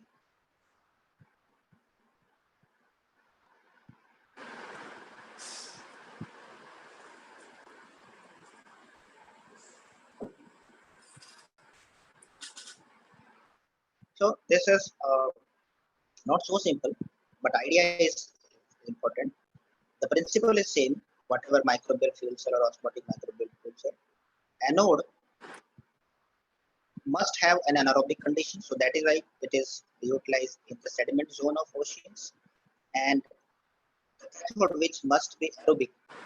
So it is little bit above than the sediment zone where water is available, and the dissolved oxygen which is available here can be utilized for accepting electrons.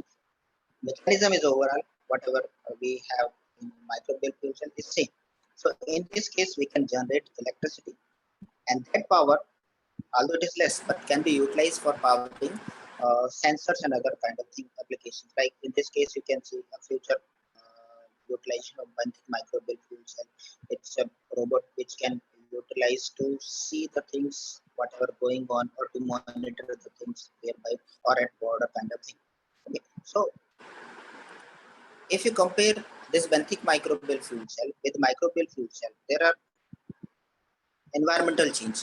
Like benthic is the corrosive environment having very high salinity. At the same time, BMFC has very limited features for the research to improve the performance. Like in this case of the MFC, operating parameters, we can have control of variation of pH, COD, temperature. But in the case of BMFC, these parameters are fixed. So we cannot do anything in this case, because wherever we are implanting our anode and cathode, the geography or the location of that place will or will not be in our control. So what we can do in that case, the architecture or the configuration of electrodes, we can set the location of deployment where we should deploy such kind of systems, and electrode material, catalyst. So these are the things which are left with researchers to improvise the performance of BMFC. Okay, so in that case, we got a project from NRB Naval Research Board DRDO for the application of benthic microbial fuel cell for powering naval systems. So in this case, we gave the objective that design of electrode, as I told earlier, that the things what we can do.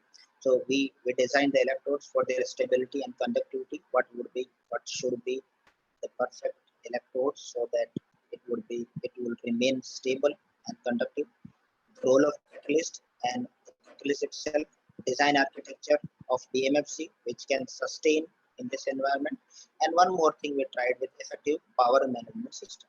Okay, so based on all those things, we try to find out, and which is available in terms of publications, that we try to find out the effect of position and configuration of electrode in benthic microbial fluid. Like in this case, you see, this is one electrode. So we utilize multiple electrodes. We utilize, or we try to find out their locations. We try to find out that horizontally or vertically, those are better. So in this case, effect of position and configuration of electrodes in benthic microbial fluid cell was studied. So in this, vertically available electrodes perform better than the other one. Okay. Then again, because of this variation, their utilization of nutrients or organics, those are studied in this paper. Then the comparison of different electrode materials and the modifications for power enhancement in microbial fluids. How we can modify the electrode materials? What should be the proper electrode material? Like you can see, based on this, we utilize pani and carbon cloth, then carbon cloth with pani. These are the conductive polymers which can increase the conductivity and overall which can have or which will give the addition or proper attachment of biofilm. Okay. So next is the catalyst, which can be utilized in this benthic region. So cerium oxide nanoparticles coated with electrodes for benthic microbial fluid cell as catalyst are found better than compared to other one. Then performance of polypyrrole coated metal oxide composite electrode for benthic microbial fluid cell.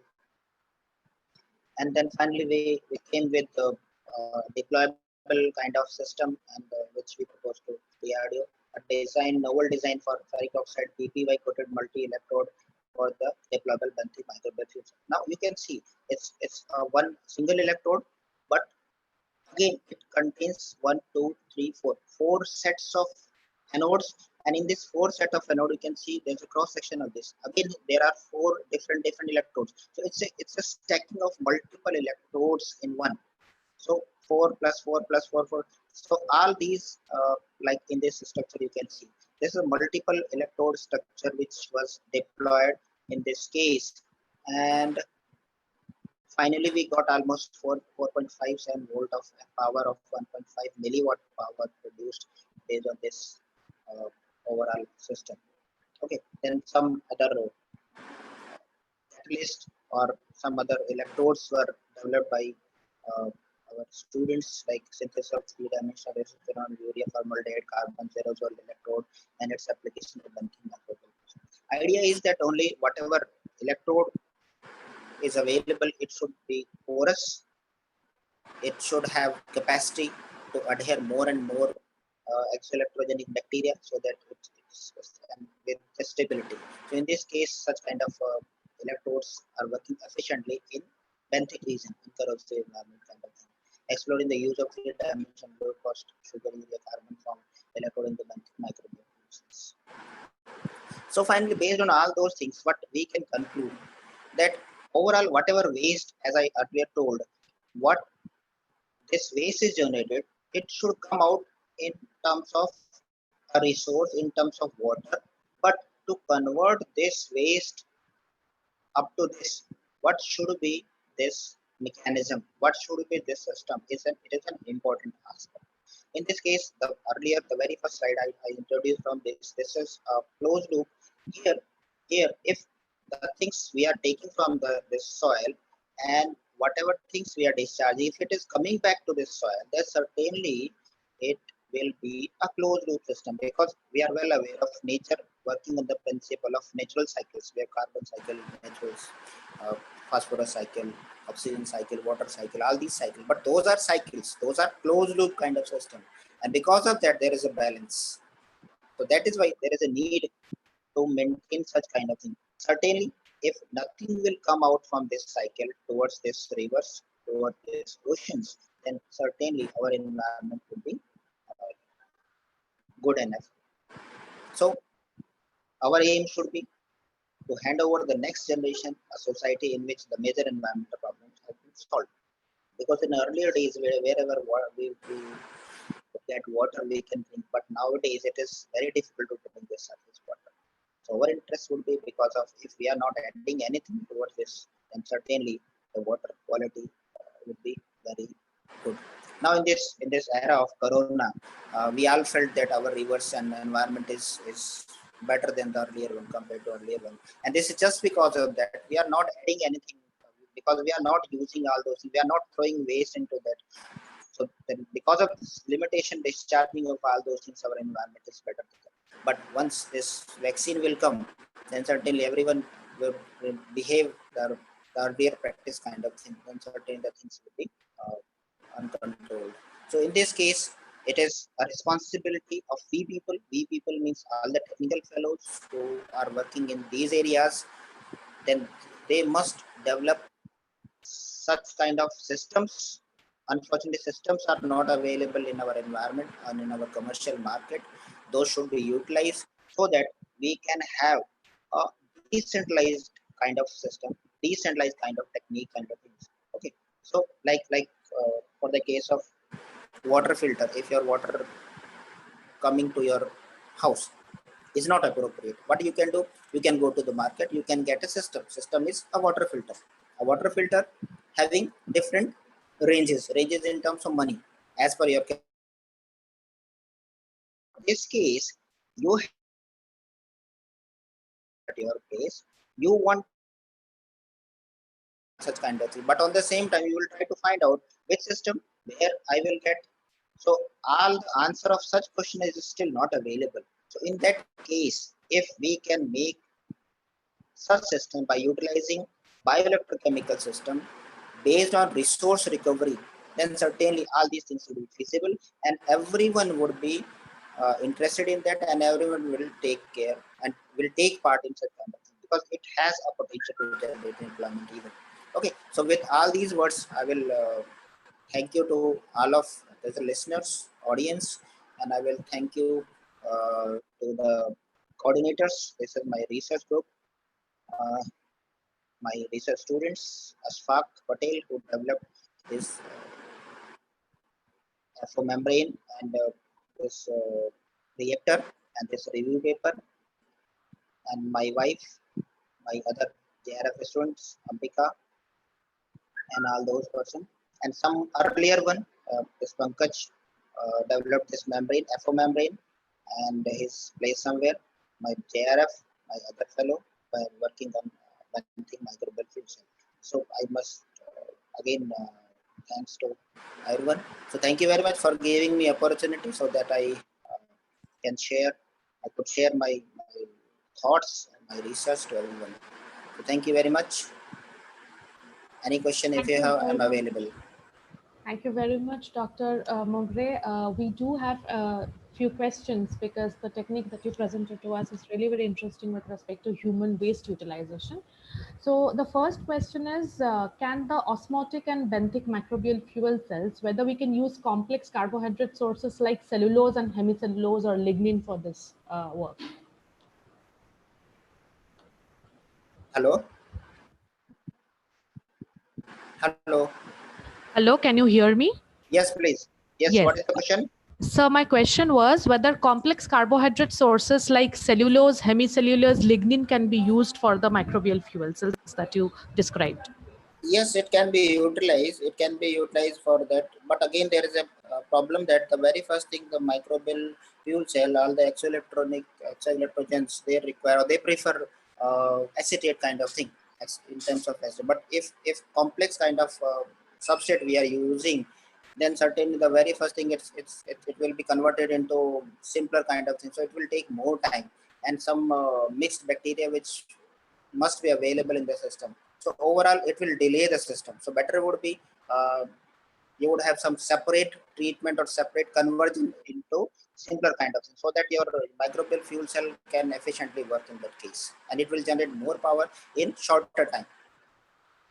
Yes, sir. The simpler the source, the easier for the microbes to break them down for energy. Sir, one more question is related to the sustainability and the commercial applications. So how much energy can we harvest from 1 liter of wastewater in the MFC against the cost required for constructing such a 1 liter volume MFC? In terms of cost for you are talking about urine? Yes, sir. how much energy can we harvest? Suppose we are using the urine source for the MFs. Okay, so as per the literature, whatever available till date, we tried to compile all those things in our review paper. So I request that all the details can be we can get from the review paper. Okay, but on the case of when because still we have not utilized all these things at our place, uh, so better would be to the actual figures what are available. You can get from the literature. Okay, from the review Okay. paper itself. Yes, sir. So one last question we have for today is similar to urine. Can we also use feces for the production of energy? And can we use mixture of such materials like animal and human urine and other raw materials for production of energy? Yes, why not? It can be because ultimately, uh, what material or components or compounds are available in fecal material as per human or human reactor. The best thing is that whatever we are consuming, it is or whatever we are discharging, the discharge majority part of that is acetate because ultimately carbohydrate, proteins, and all those things are converted into acetates. So the, the acetate which is coming out from human excreta is the best part or the best thing which is required to our microbial fuel cell kind of reactor. Unfortunately, we people are utilizing or eating a lot of food stuff, and unfortunately the things which are coming, those are unconverted kind of thing. If we are consuming less, then certainly our reactor will work efficiently and we will discharge only acetate kind of substrate, and then that acetate kind of substrate will be utilized for microbial fuel cell, and then we can generate more energy. In terms of if you are using excreta from other animals, so again it based on the feeding of the animals like cow dung and other kind of dung. So if they are using or they are grass grazing animals, then certainly lignin and all those things would be available in that excreta. So certainly it would take more time, but for the case of human excreta, it is more feasible than others. So the idea is simple. If the complex kind of substrate is available, then it will take more time to convert towards acetate. Yes, sir. The more simple substrate, the more better energy generation. Right, sir. Thank you very much for your answers, sir. I would request Dr. Deepak Jadhav to kindly thank you for your speech, sir. Thank you very much. Thank you, Professor Mungre. I am happy to express vote of thanks for your esteemed talk in this EFDP come workshop based on waste to bioenergy. So your talk motivated all the participants and for us also to work with enthusiasm and the passion to achieve bigger results in in the field of microbial fuel cells, either osmotic microbial fuel cells, benthic microbial fuel cells, or using microbial fuel cells. On the behalf of our organizing team of EFDP based on waste to bioenergy, and also from Sharda University and Master Institute of Technology, Aurangabad, I am thankful to you for accepting our invitations and delivering such interesting and informative talk for our participants based on microbial fuel cells. So again, I will be happy to host you again in future, most probably for our offline mode conferences and workshops. Thank you, sir. Thank you. Thank you, Dr. Deepak. I will be happy. If you will call again, I will be happy with more current results. Which I asked about the cost, then certainly next lecture it will be available. Thank you very much. I request Dr. Soumya Pandit, sir, to kindly sum up the morning session and thank all the speakers. Thank you, Dr. Mungre, for your wonderful speech. And I would like to thank you on behalf of Sharda University and on behalf of MIT University. And definitely, we would like to call you again for probably for offline conferences and for participants. Now we'll have a short break of lunch, and after that we'll join again. Thank you. Thank you.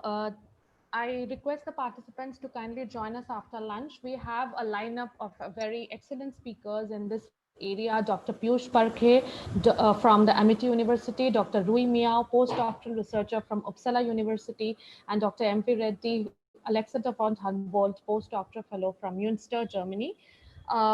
The next talk will be from Dr. Piyush Parkhe, who will be speaking on lignin valorization. So I ask all the participants to join at 2:15 p.m. post lunch to continue with the next half of our sessions today. Thank you very much.